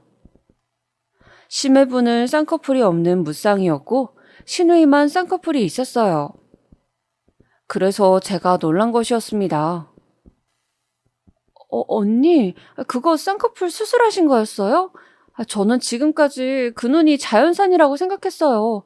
어머나, 이럴 수가. 수술이 엄청 자연스럽게 되셨네요. 연예인들보다 결과가 좋으신 것 같은데요? 왜냐하면 저희 남편은 쌍꺼풀이 있었거든요. 그러니까 신우이의 쌍꺼풀도 자연산이겠거니 했었어요. 참고로 시부모님은 시아버지는 쌍꺼풀이 없는 무쌍, 시어머니는 쌍꺼풀이 진하게 있는 눈이었습니다. 그래서 신우이랑 남편이 둘 다 외탁을 해서 쌍꺼풀이 있다고만 생각을 해왔어요. 하지만 아니었고 신우이는 더욱 난리를 쳐댔습니다. 저거 말하는 것 좀 봐. 아주 만만치가 않은 고단수네. 왜 사람을 은근하게 놀려먹어요? 그러고 나면 기분이 좋아지나 보죠? 침대 위에 앉은 채로 저한테 삿대질까지 날리는 신우이를 보고 모두가 경악했습니다. 다른 사람들은 모두 놀라서 신우이를 가만히 타일러 댔고 제 옆에서 남편은 표정이 가라앉았어요. 우리 누나 자기 동생 혼삿길 막으려고 아주 용을 쓴다. 용을 쓰셔. 남편이 작은 한숨을 쉬면서 그렇게 중얼거리자 또 그걸 들은 신우이가 눈이 돌아갔습니다. 뭐? 야, 내가 언제 그랬어? 내가 무슨 네 혼삿길을 막으려고 했냐고. 너 지금 똑바로 말해? 신우이가 외치자마자 타이밍 한번 좋게도 아기가 곤히 자다 말고 깨어나서 울어댔습니다. 얼른 아기를 달래는 심해부는 피곤하단 표정을 짓고 있었죠. 그 가운데서 저는 꽂아 놓은 보릿자루가 돼서 입만 꾹 다물다가 시간 돼서 나왔습니다. 굉장히 당황스러운 자리로 기억이 되었어요. 그로부터 2주 정도가 흘렀을 때였습니다. 어느 날 오후였는데 신우이한테서 전화가 온 거예요. 이게 뭐지? 왜 나한테 따로 연락을 하시지? 번호 저장은 진작에 되어 있었지만 이렇게 전화가 온 적은 없었는데. 저는 궁금증 반 두려움 반 이런 심정으로 조심스레 전화를 받아보았습니다. 그러자마자 고막이 터지는 줄 알았어요. 야, 내가 너 때문에 부부싸움도 했어. 애기 낳고 한창 행복할 시기에 너 때문에 부부싸움까지 내가 해야 되겠니? 네? 저 때문에 부부싸움을요? 제가 뭘 어쨌길래요? 네가 그날 사람을 아주 살살 약 올려댔잖아. 그것 때문에 내가 성질이 뻗쳐서 가만히 있을 수가 있었어야지. 저 때문에 그날 약이 무척 올랐던 신우이가 그 태도를 지적하는 심해부와 결국에 한판 붙은 모양이었습니다. 신우이는 제가 너무 얄미웠다고 하였고 심해부는 그러거나 말거나 네가 아직 네 남동생하고 결혼도 하지 않은 사람한테 그런 식으로 구는 건 해선 안 될 행동이었다면서 입바른 소리를 해댔다고 합니다. 그러면서 부부싸움으로 번졌다네요. 저는 휴대폰 너머로 한참 소리를 질러대는 신우이의 목소리를 들으면서 정신이 멍해졌습니다. 저기요, 언니. 저는 진짜로 그날 제가 뭘 그렇게 잘못했는지를 모르겠고요. 게다가 그게 벌써 며칠이나 지난 일인데 왜 갑자기 지금 저한테 연락을 하셔서 이러는 건지 모르겠네요. 내가 그냥 웬만하면 참고 넘어가려고 그랬거든? 그런데 좀 아까 점심을 먹는데 갑자기 속에서 열이 팍 치밀어 오르대. 이거 그냥 넘겼다가는 화병이 나겠구나 싶어져서 내가 너한테 오늘 연락을 때려야겠다 싶었지. 이럴 수가. 그런 개소리를 너무나도 자신만만하게 늘어놓는 신우이의 태도에 저는 되려 웃음이 나왔습니다. 그래서 그냥 깔끔하게 무시하기로 하였어요. 하지만 한 가지는 그 이후로 걱정이 되기 시작했습니다. 그런 누나를 둔 남자랑 내가 결혼까지 해도 정말 괜찮은 걸까? 이런 시누이가 있는 시댁이라니. 결혼하면 내 앞에 지옥길이 펼쳐지는 거 아니야? 남편하고 결혼해도 되는지 저는 심각하게 고민하기 시작했습니다. 어느 날 제가 이런 생각하고 있다고 솔직하게 털어놓으니까 남편이 뒤로 넘어갔죠. 절대 그러지 말래요. 자기가 무조건 자기 누나 잘 방어할 거라고 했습니다. 우리 누나는 원래부터 그런 사람이었어. 너도 딱 보면 모르겠냐? 그냥 사람 자체가 태생부터 지랄 맞았다고. 그런데 머리가 좀 둔한 편이라서 자기가 지랄해놓고 금방 잊어버려. 사람이 괜찮을 때는 또 괜찮게 굴어. 정말이야. 그러니까 그냥 적당히 무시하면 큰 문제 없는 사람이야. 남편의 말을 듣고 나서 곰곰이 생각을 해보니까요. 남편이 대학을 서울로 오는 바람에 이것저것 돈이 궁했는데 그때 시누이가 도움을 많이 줬다고 했었거든요. 그리고 시아버지께서 지병이 도지신 게 걱정이 돼서 굳이 시댁 근처에 신혼집을 얻었다는 일화도 들은 바였고요. 그래. 그렇게 보면 또 제법 정이 많고 괜찮은 사람일 수도 있어. 그리고 사람이 어떻게 이런 면만 있겠어? 저런 면도 있는 거지. 그래서 저는 제법 속이 편한 결론을 내려버렸습니다. 어차피 시누이하고는 제가 자주 부딪힐 만한 건덕지도 없었으므로 크게 걱정할 일 없이 안심해도 될 것만 같았어요. 이때로부터 몇 달이 흘러서 남편하고 결혼하기로 결정한 뒤 날짜까지 잡았을 때였습니다. 결혼식을 한 달 앞두고 시댁에서 하룻밤을 자고 간 적이 있었어요. 그런데 저희 부부가 시댁에 와 있다는 소식을 접한 시누이가 불쑥 방문을 한 것이에요. 짜잔! 우리 귀여운 딸랑구가 자기 할아버지 할머니 보고 싶다고 떼를 써서 와버렸지. 시부모님께 아이를 보여드린다는 명목으로 말입니다. 그리고는 시누이가 저를 보자마자 위아래로 흘겨보면서 코웃음을 치더라고요. 그것도 아주 세게 흥 하는 모양새로 말입니다. 그냥 넘어갈 수 있는 분위기가 아니어서 제가 또 조심스럽게 입을 열었습니다. 저 언니, 혹시 왜 그러시는 거예요? 옷 입은 꼬라지가 너무 웃겨서리. 그냥 좀 웃었네요. 네? 저 오늘 그냥 반팔 티셔츠에 청바지 입고 왔는데, 혹시 청바지는 좀 너무 가벼운 차림일까요? 청바지가 무슨 죄가 있을까? 진짜로 가벼운 것은 너의 정신머리와 예절머리고요. 시누이의 말을 듣자마자 저는 제 귀를 의심하였습니다. 맞게 들은 것이 맞는가 싶어서요. 제가 눈이 휘둥그레져 있으니까 시누이가 쌀쌀맞게 말했습니다. 참나, 본인은 그 속옷 차림이 너무 남사스럽다고는 생각이 안 들어요? 그래서 그렇게 입었어요? 네? 속옷 차림이라뇨? 아휴, 하얀색 티셔츠를 입었으면 안에 속옷도 신경 써야 하는 건 당연한 거 아닌가? 내가 빨주노초 파남보 색깔만 되었어도 이렇게 흉하다고 생각은 안 했을 텐데.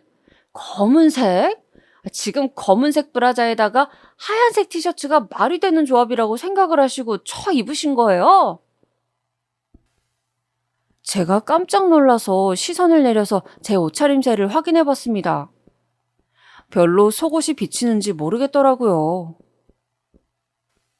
자기 예비시댁에 방문하면서 아주 옷차림 선택을 잘 하셨네요. 대단하다, 대단해. 우리 집안에 훌륭한 패셔니스타가 들어오게 되었네. 시누이가 저를 신랄하게 비꼬았는데 저는 제법 억울하였습니다. 그때는 패션 속옷을 일부러 드러나도록 입는 게 처음으로 막 20대들 사이에서 유행하던 시기였는데요. 사실 저는 모 연예인의 사진을 보고 저도 따라서 그렇게 입어본 적이 있었습니다. 데이트 때 그렇게 입었더니 남편이 저를 보면서 멋있다고 엄지손가락을 치켜들어줬거든요. 저보고 할리우드 스타 같다면서 패션을 칭찬해줬었는데 그게 신이 났던 기억이 있어서 속옷 색깔에 신경을 덜 쓰게 되었었나 봐요. 그런데 그날은 하얀색 티셔츠의 소재가 짱짱해서 속옷이 안 비쳤습니다. 굳이 실눈까지 떠가면서 유심히 보지 않는 이상은 모르는 정도였죠. 그런데 신우이가 제 앞에서 그 실눈을 개슴츠레 떠가면서 관찰을 하더니 핀잔까지 준 것이었습니다. 저희 쪽으로 다가온 남편이 상황 파악을 마치고서는 제 편을 들어주었어요. 이 정도 개방적인 건 괜찮잖아. 문제될 거 하나도 없는데 누나는 괜히 왜 또 시비야? 누가 시비를 걸었다고 그래? 모함하지 마. 아주 2번 개방적이었다가는 사달라게 생겨서 내가 지적 좀 해준 것 가지고 나한테 고마워하진 못할 망정?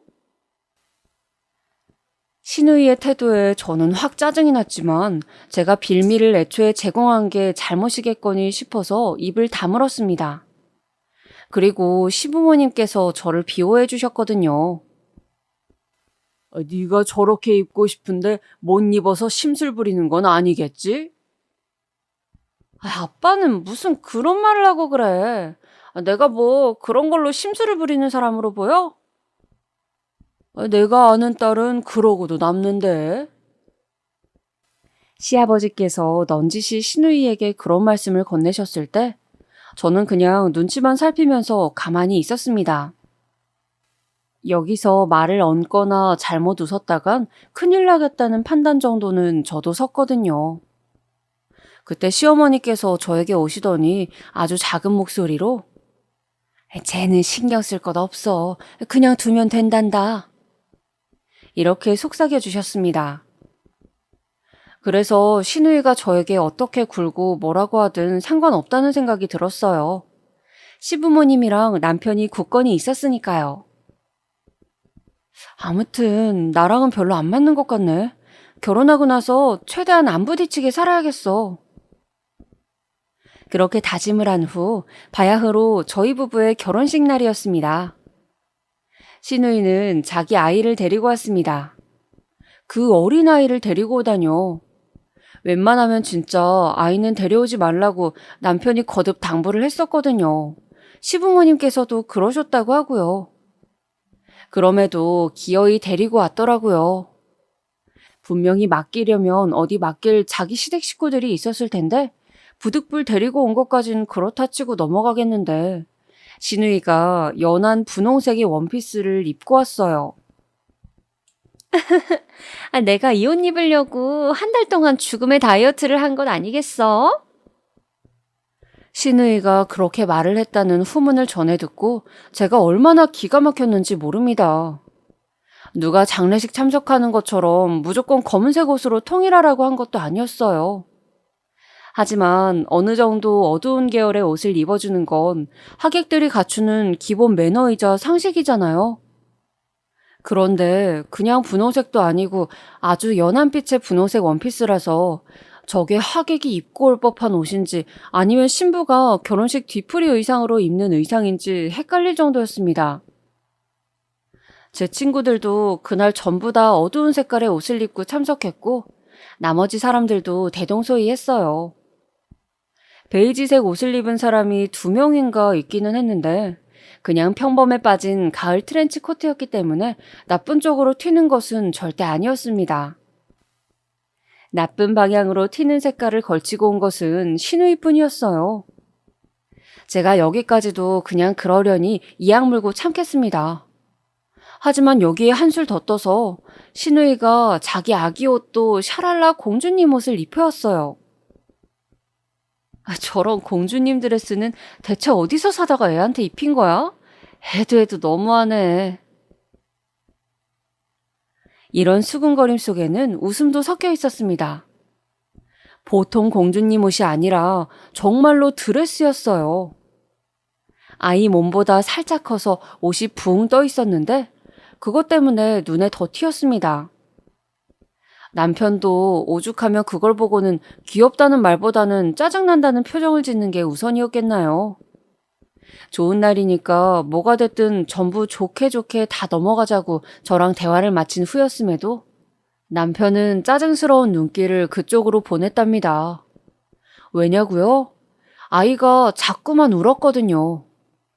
아무리 예쁜 자기 조카라도 자기 결혼식 당일에 식장에서 미친 듯이 울어젖히면 짜증이 날 수밖에요.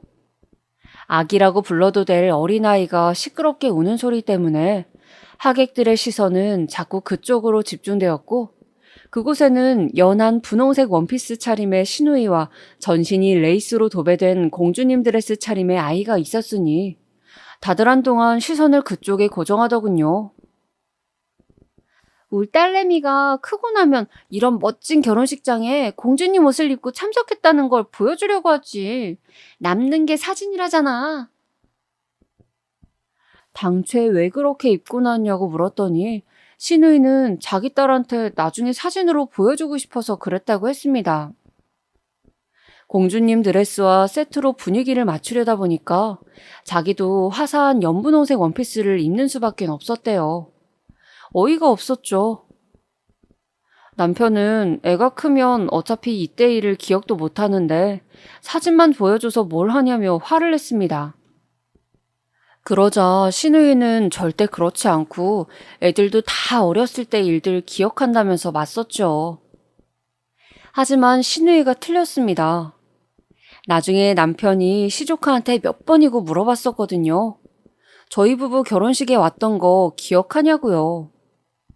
시조카가 황당해 하더라고요. 전혀 기억이 안 나고 사진을 봐도 떠오르는 기억의 조각조차 없대요. 그리고 사진마다 자기가 졸고 있거나 울고 있는데 우스꽝스러운 드레스 차림인 것도 싫어서 자기는 저희 결혼식 때 찍힌 사진은 싫다고 했습니다. 결혼식 때 가족 친지 전부 모여서 찍은 사진에서도 시누이의 옷이 얼마나 튀던지. 포토샵에 능숙한 제 친구가 시누이의 옷 색깔을 어둡게 조정해줘서 보관은 그걸로 해놨네요. 아휴, 진짜 화가 나 죽겠지만 어차피 먼 데 살아서 큰 가족 행사가 있을 때나 명절 연휴 때 아니면 볼 일도 없을 거고, 지금 내가 화를 내봤자 제 살 깎아먹기지 뭐. 결혼했으니까 어느 정도 수능을 하고 먼 데 사는 것에 감사하면서 살자. 저는 그런 사실을 바탕으로 위안을 삼았던 것입니다. 아니, 그런데 세월이 그리 오래 흐르지도 않았건만 단 몇 년 만에 제가 시누이가 사는 그 지역으로 내려가게 될 줄은 몰랐던 것이죠. 1년에 5번 보는 것도 만만치 않게 느껴지는 상대였는데 앞으로는 더욱 자주 대면하게 될 생각을 하니까 식은땀이 흘렀습니다. 에라이, 뭐 어쩌라고. 상황이 이렇게 돼버린 걸 내가 바꿀 수 있는 것도 아니잖아. 그리고 나도 예전에 그때의 내가 아니야. 저는 결혼하고 나서 번듯하게 표현을 해보자면 사업을 시작했습니다. 제가 아이 낳고 나서 몸조리 끝내자마자 카페 차리는 걸 구상했었거든요.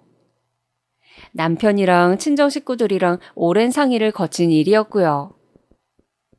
집에서 멀지 않은 곳에서 카페를 운영하게 되었고 거기에서 샌드위치를 팔게 되었는데 이게 히트를 쳤습니다. 엄청나게 잘 되었다는 얘기죠. 매상의 대부분이 샌드위치 판매에서 나왔습니다. 초기 계약 기간이었던 2년을 채우고선 권리금을 받고 넘긴 다음에 작은 규모로 아예 건강도시락을 콘셉트로 가게를 차렸습니다. 매장 평수는 훨씬 더 작아졌지만 매출은 더 뛰었어요.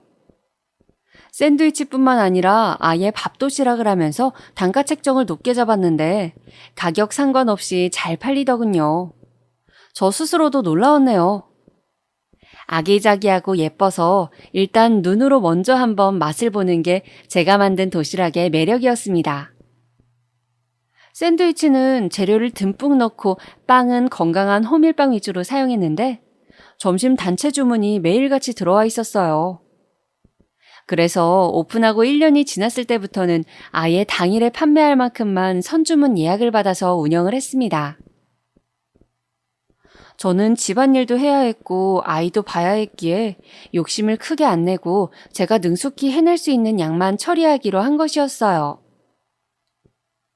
그러다 보니까 받은 물량에만 충실하였고 결과물의 수준이 동일하게 나올 수 있어서 충성 단골들이 꽤 생겨났습니다. 제가 그런 장사를 하였던 사람인데 지방으로 내려와서 지내다 보니까 단 한 달 만에 속이 근질근질해지더라고요. 여기서도 한번 장사를 시작해볼까? 본격적으로 맞춤형 도시락을 해보고 싶다는 욕심은 전부터 있었는데 이런 지역의 동네에서도 수요가 있을진 모르겠지만 도전은 해보고 싶네. 고민하던 저는 남편과 상의를 시작했고 시부모님의 의견도 참고하여서 가게를 차렸습니다. 상가 내에 자그마한 규모였고요. 굳이 수익이 어떻게 날지 그런 거 생각하지 말고 네가 부리고 싶은 재주나 마음껏 부려서 도시락을 만들어봐. 남편은 저에게 부담을 갖지 말고 편하게 해보라고 그랬어요. 그 말을 듣고 용기를 낸 저는 소신껏 시판 도시락들의 정형을 따라가지 않고 저만의 메뉴들을 구상해서 도시락을 만들어냈습니다. 하지만 당찬 포부와 멋진 결과물과는 달리 처음에는 제가 그곳에서 장사를 한다는 걸 세상 사람들 아무도 모르나 싶을 정도로 아무도 오지 않았어요. 수익에 대한 걱정보다도 되게 마음이 외로워지더라고요. 제가 굴하지 않았던 건 남편이 저를 지지해주는 것도 있었고 제 아이가 즐겁게 제가 만든 도시락을 먹는 모습을 보면 그래, 뭐 아무래도 상관없지 이런 생각이 들면서 마음 편안한 웃음이 나왔던 것 때문일 것 같네요. 저는 그래서 초기에는 가게 주변에 장사하시는 분들에게 찾아가서 도시락을 드리기도 했었고 근처 주민들이 손님으로 마감 시간에 와주시면 딱 원가 수준의 값만 바꿔서 팔기도 하였습니다. 그러면서도 저는 꾸준하게 제가 만든 것들을 예쁘게 사진 찍어서 인터넷 계정에다가 홍보도 하였고요. 그러던 어느 날이었어요. 그 지역에서 맘카페 활동을 활발하게 하시는 어떤 분이 제 계정에서 제가 판매하는 도시락 사진들을 보시고는 궁금해서 가게로 찾아와 보신 거예요. 간단한 메뉴 상담을 마치고 원하시는 구성으로 도시락 5개를 주문받았습니다.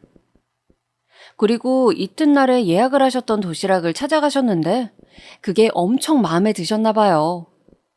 맘카페에 정성스러운 후기를 올려주신 거예요. 여러분 모두 맘카페가 뭔지는 알고 계시죠? 지역마다 그곳에 사는 엄마들이 활동하는 인터넷 커뮤니티인데 영향력이 막강합니다. 그런 곳에서 우수회원이 칭찬 후기를 써주었으니 엄마들이 죄다 그 게시물을 보고선 호기심을 가진 거예요. 그날 이후로 도시락 문의가 빗발쳤습니다. 문의는 구매로 이어졌고 그때부터 스멀스멀 장사의 물꼬가 제대로 트이기 시작했어요. 저는 직원이나 아르바이트생을 두지 않고 오로지 혼자 하는 것이었기 때문에 하루에 많은 양을 소화해낼 수가 없었습니다. 게다가 단가에 맞춰서 손님이 도시락의 종류를 고르는 방식이었기 때문에 난이도가 천차만별이었어요. 어려운 도시락 주문만 쌓여있는 날이면 노동량이 엄청났다는 얘기지요. 이거 아무래도 막무가내로 주문을 다 받았다가는 결과물의 수준이 별로일 수도 있어. 나는 최상의 도시락만 판매하고 싶은데 욕심 부리지 말고 내가 최선을 다해서 해낼 수 있는 만큼만 주문을 받아야겠다. 짧게 보지 말고 멀리 보자. 그런 계산하에 저는 영업 날짜별로 작업량을 정리해서 딱 그만큼만 주문을 받았습니다. 저는 순수하게 그런 이유에서였을 뿐인데 얼마 지나지 않아서부터 제 가게의 도시락이 한정판으로 소문이 나기 시작하더라고요. 미리 예약하지 않으면 구매할 수조차 없는 고급 수제 도시락으로 어느새 홍보가 되어 있었습니다. 저는 늘 주문량이 들어와 있으니까 당일에 매장에서 판매하는 양을 따로 내놓을 수가 없었던 것뿐인데 그것이 다른 의미로 바뀌어서 색다른 홍보 효과를 내고 말았더라고요. 어리둥절했지만 어쨌든 한정판이 맞기는 맞으니까 저는 부정하지 않았습니다. 그랬더니 이 한정판이라는 것에 꽂힌 엄마들이 제 가게의 수준을 높게 쳐주기 시작한 거예요. 돈이 벌리는 것보다도 저의 가게가 고급 인식으로 자리를 잡은 게 신기하였고 또 뿌듯하였습니다. 제가 연고 하나 없는 지역으로 와서 심심해할까봐 걱정이었던 남편도 그제서야 걱정을 한시름 내려놓았죠. 그리고 시댁에 모여서 밥을 먹던 날이었습니다. 저는 도시락 주문을 받던 와중에 어떤 손님이 이런 식으로 해달라고 했던 대로 만들었는데 조합이 너무 마음에 들어서 와, 이 손님은 정말 아이디어랑 센스가 좋으시다라고 여겼던 게 있었거든요. 마침 그걸 생각해놨다가 시댁에서 저녁 먹자고 모인 김에 그 메뉴를 만들어 봤습니다. 이건 반찬도 아니고 웬 주먹밥 같은 걸 상에 같이 놨대? 시누이는 제가 만든 걸 비웃는 눈치였어요. 애들이 소꿉장난하다가 만든 것처럼 생겼다면서 말이죠. 하지만 시아버지께서 일단 아주 맛있게 드셨습니다. 모양도 아기자기하게 생겼는데 먹어보니 맛까지 있다면서 저를 칭찬해 주셨죠. 그러자 표정이 미묘해진 시누이가 제가 만든 것을 먹어보더니 내심 놀란 눈치였습니다. 나한텐 가게 장사가 안 된다고 그러더니 저번에는 또 이제 그럭저럭 된다고 하더만 요즘에는 가게 사정이 좀 어때? 시누이가 슬그머니 물어보길래 저는 그냥 솔직하게 저번에 말씀드렸을 때보다는 사정이 낫다고 대답을 하였습니다. 그러자 시누이가 식사 다 끝나고 나서 저를 따로 부르더라고요. 올케, 저번에 올케가 가게 홍보한다는 계정 이름이 뭐였지? 내가 하도 안 들어가 봐서 모르겠네. 아, 제가 운영하는 그 계정이요? 계정 아이디를 제가 알려드릴게요. 시누이가 제 가게 홍보 계정을 궁금해하길래 알려줬죠. 그랬더니 보고서는 화들짝 놀라는 겁니다. 뭐? 말도 안 돼. 올케의 계정 팔로워가 이렇게 많다고? 저번에 봤을 때는 100명도 안 되었던 것 같은데. 어쩌다 보니 그렇게 확 늘어났어요. 팔로워라는 건 쉽게 말해서 어떤 계정을 구독하겠다는 의미입니다. 사연에 빠지다를 앞으로 계속 보겠다고 구독을 누르는 것처럼 말이죠. 제 계정을 구독하겠다는 사람들의 숫자가 높은 것에 시누이가 놀라서 눈이 커진 것이었어요. 어머, 세상에 올케. 이 정도면 기업들이 협찬 들어오는 거 아니야? 협찬 문의는 없었어? 사실은 있었어요. 그런데 마땅치가 않아서 거절했어요. 제가 그럴 만한 여유도 없었고요. 하나부터 열까지 저 혼자 하려니까는 벅차서 그날그날 장사하기에도 바쁜걸요? 협찬 문의니 뭐니 한 다른 것들은 일체 신경 안 써요. 그래? 하여간 놀랍네. 군뱅이도 구르는 재주가 있다더니. 저는 지방에 내려오기 전에도 나름 성공적으로 장사를 한 경력이 있었던 사람입니다. 시누이가 그 사실을 뻔히 알고 있었음에도 저보고 갑자기 웬 군뱅이 운운을 하는 것인지 이해가 안 갔지만 상대는 시누이니까 그러려니 하고 넘겼어요. 솔직히 나는 올케가 만든 거 맛있다는 생각을 한 번도 안 해봤는데 사람들이 참 신기하네. 많이들 사 먹나 봐? 모양새를 그럴싸하게 꾸며놔서 홀린 건가? 사람들이 맛 가지고 올케한테 뭐라고 안 그래? 보기에도 예쁘고 맛도 있다고 하던데요? 그래? 거참 다들 희한한 사람들이네. 짜증나서 제가 속으로 부들부들 떨고 있는데 그때 마침 시누이의 딸이 저희 쪽으로 총총 다가오더라고요. 그러면서 그 시조카가 하는 말이 오늘 저녁 식탁에서 먹은 것 중에서 제가 만든 것이 가장 맛있었다고 하는 겁니다. 나 그거 주먹밥 또 먹고 싶다. 주먹밥이 불고기보다 맛있어. 까르르 웃으면서 말하는 시조카를 보면서 시누이가 경악을 했죠. 얘가 갑자기 뭔 소리야? 너 원래 김치라면 경기를 일으키면서 안 먹는 애잖아. 야채라면 다 안 먹겠다고 생떼를 부리는 애가 그 주먹밥은 왜 잘 먹고 난리래? 너 정말로 그게 맛있었어?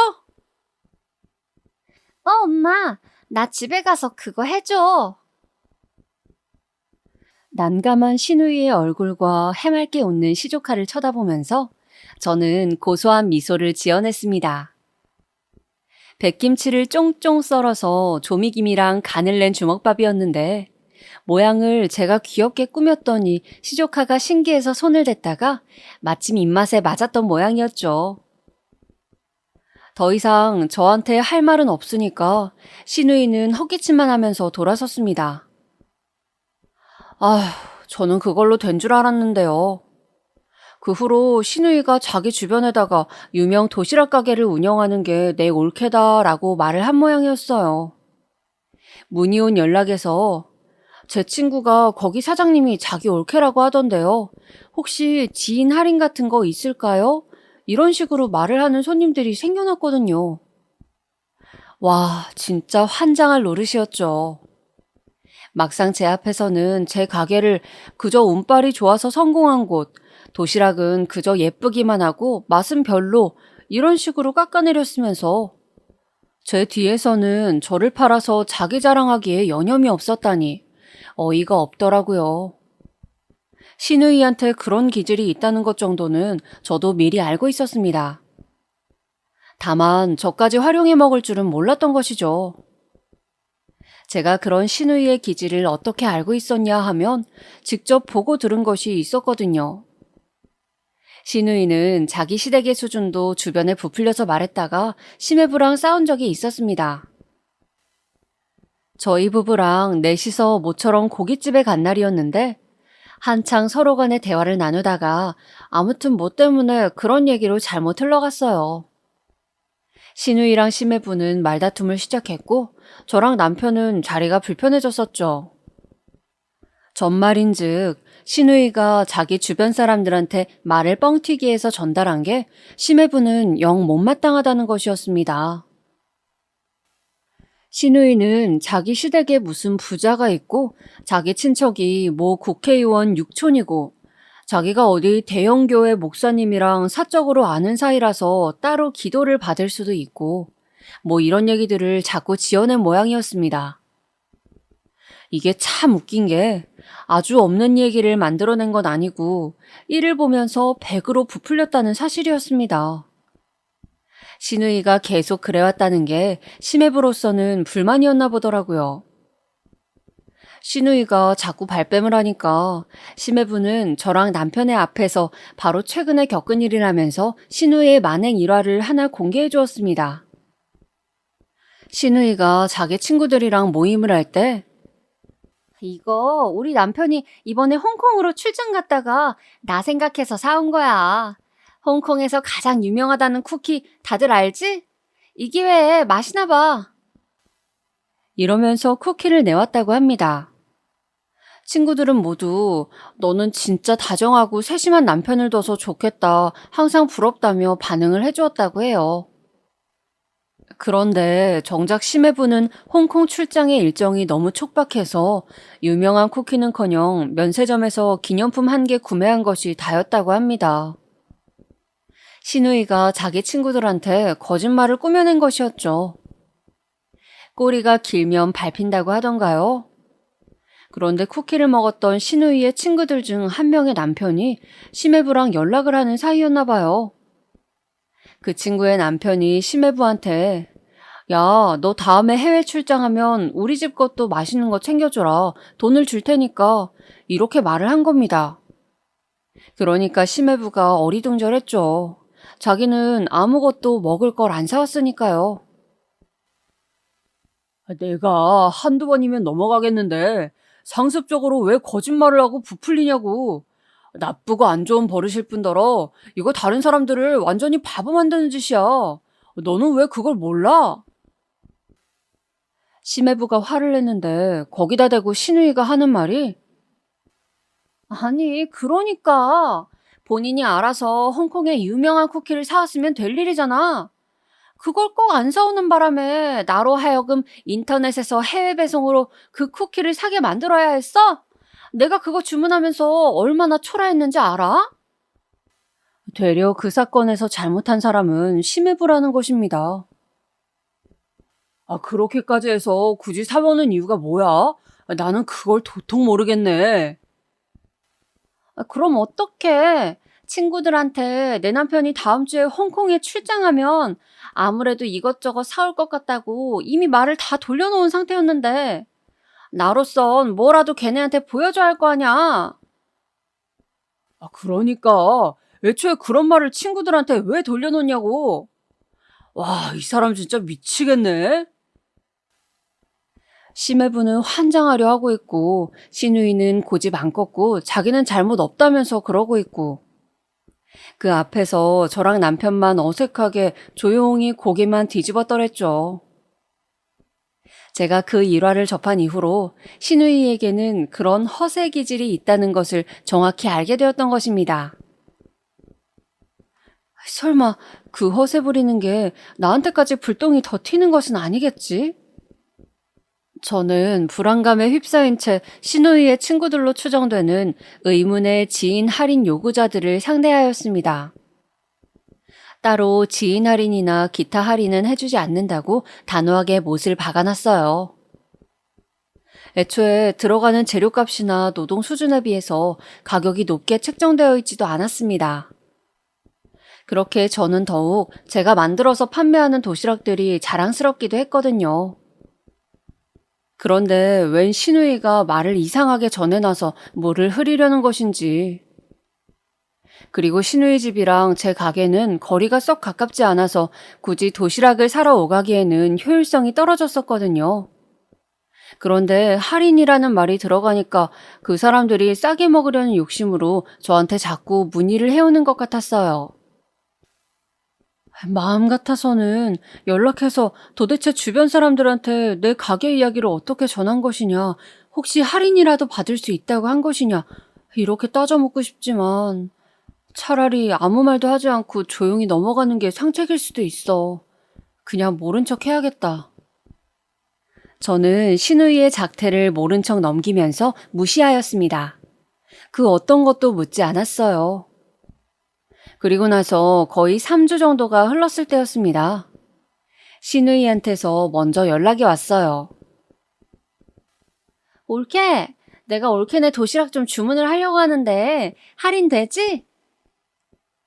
네? 무슨 할인이요?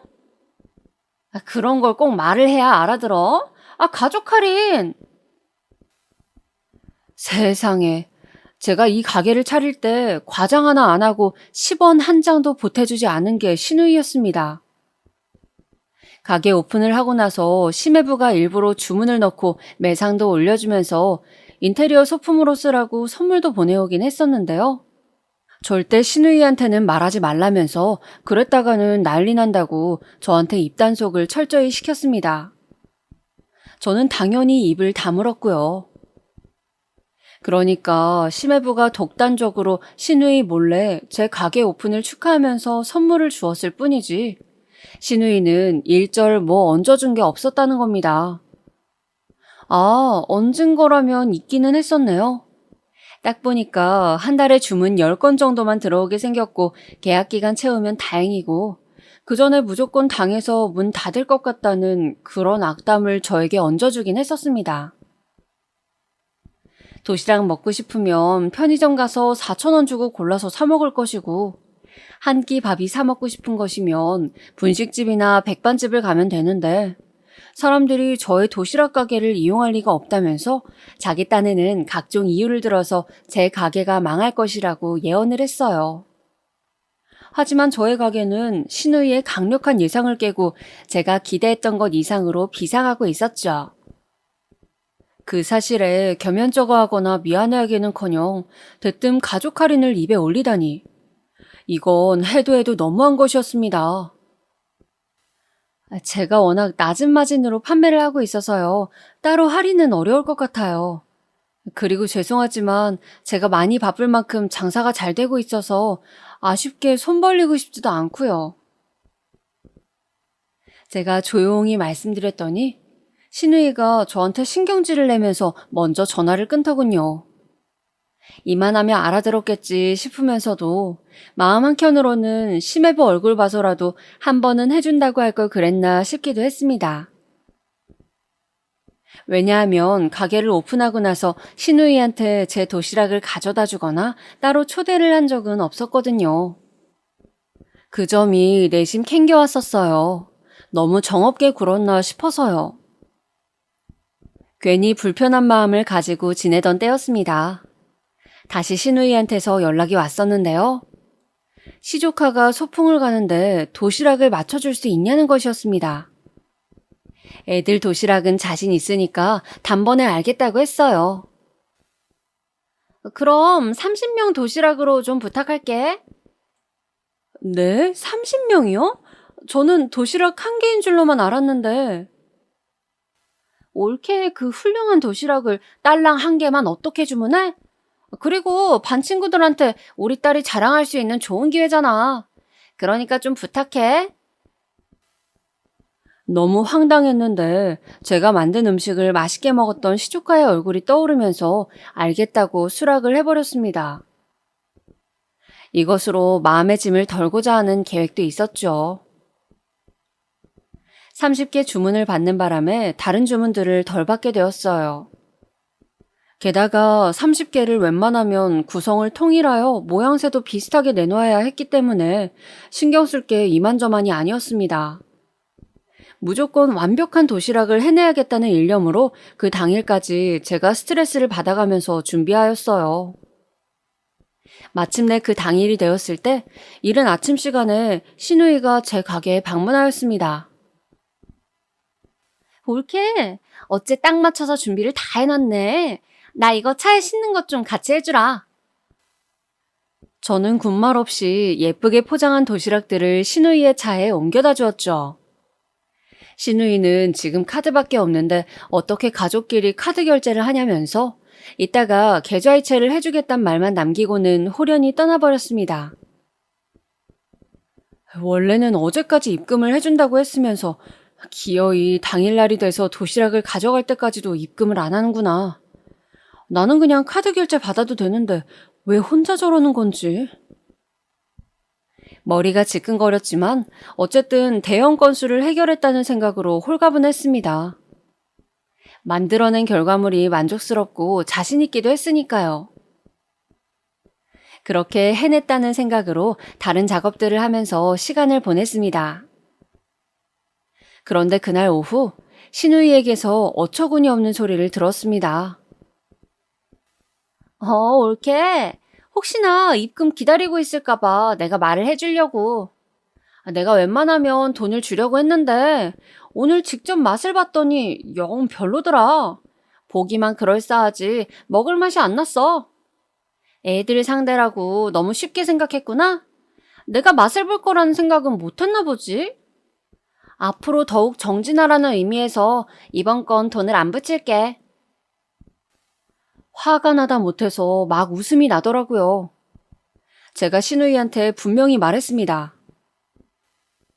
헛소리 하지 말고 그냥 돈 붙이세요. 저는 어쨌든 돈 받아내야겠으니까요. 그랬더니 저한테 역으로 이런 욕 저런 욕을 해대더니 먼저 전화를 끊는 겁니다. 심해부가 알면 어쩌려고 또 저렇게 막 나가나 싶었네요.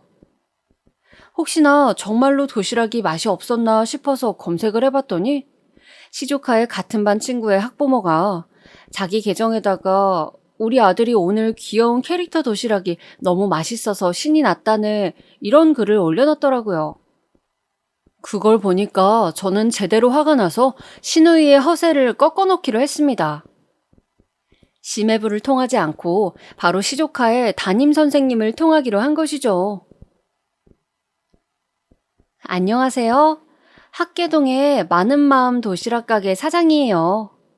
선생님 반에 윤설아 있죠? 윤설아의 어머님 박채희가 제 형님 되시는 분이에요. 형님이 소풍 도시락 30개 주문하면서 설아 몫으로 한 개만 결제했거든요.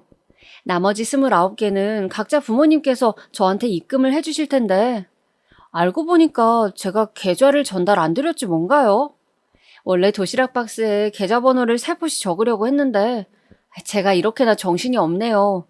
선생님께서 제 계좌를 학부모님들께 공지하여 주시면 감사할게요.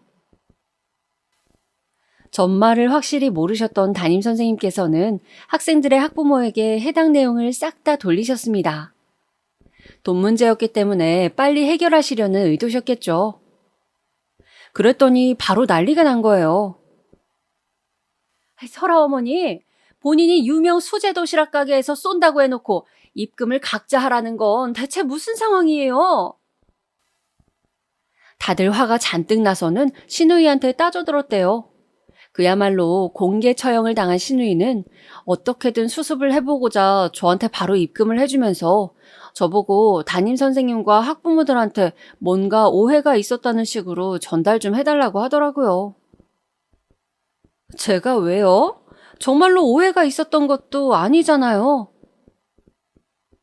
할 말이 없어진 신우이가 입을 다물었죠. 그 후로 저를 가만 안 두겠다면서 적반하장으로 날뛰다가 오히려 무슨 일이 있었는지 심해부한테 들키는 바람에 더 손해를 봤습니다. 심해부가 신우이한테 자꾸 이러면 당신하고 살기 힘들어진다고 했다나 봐요.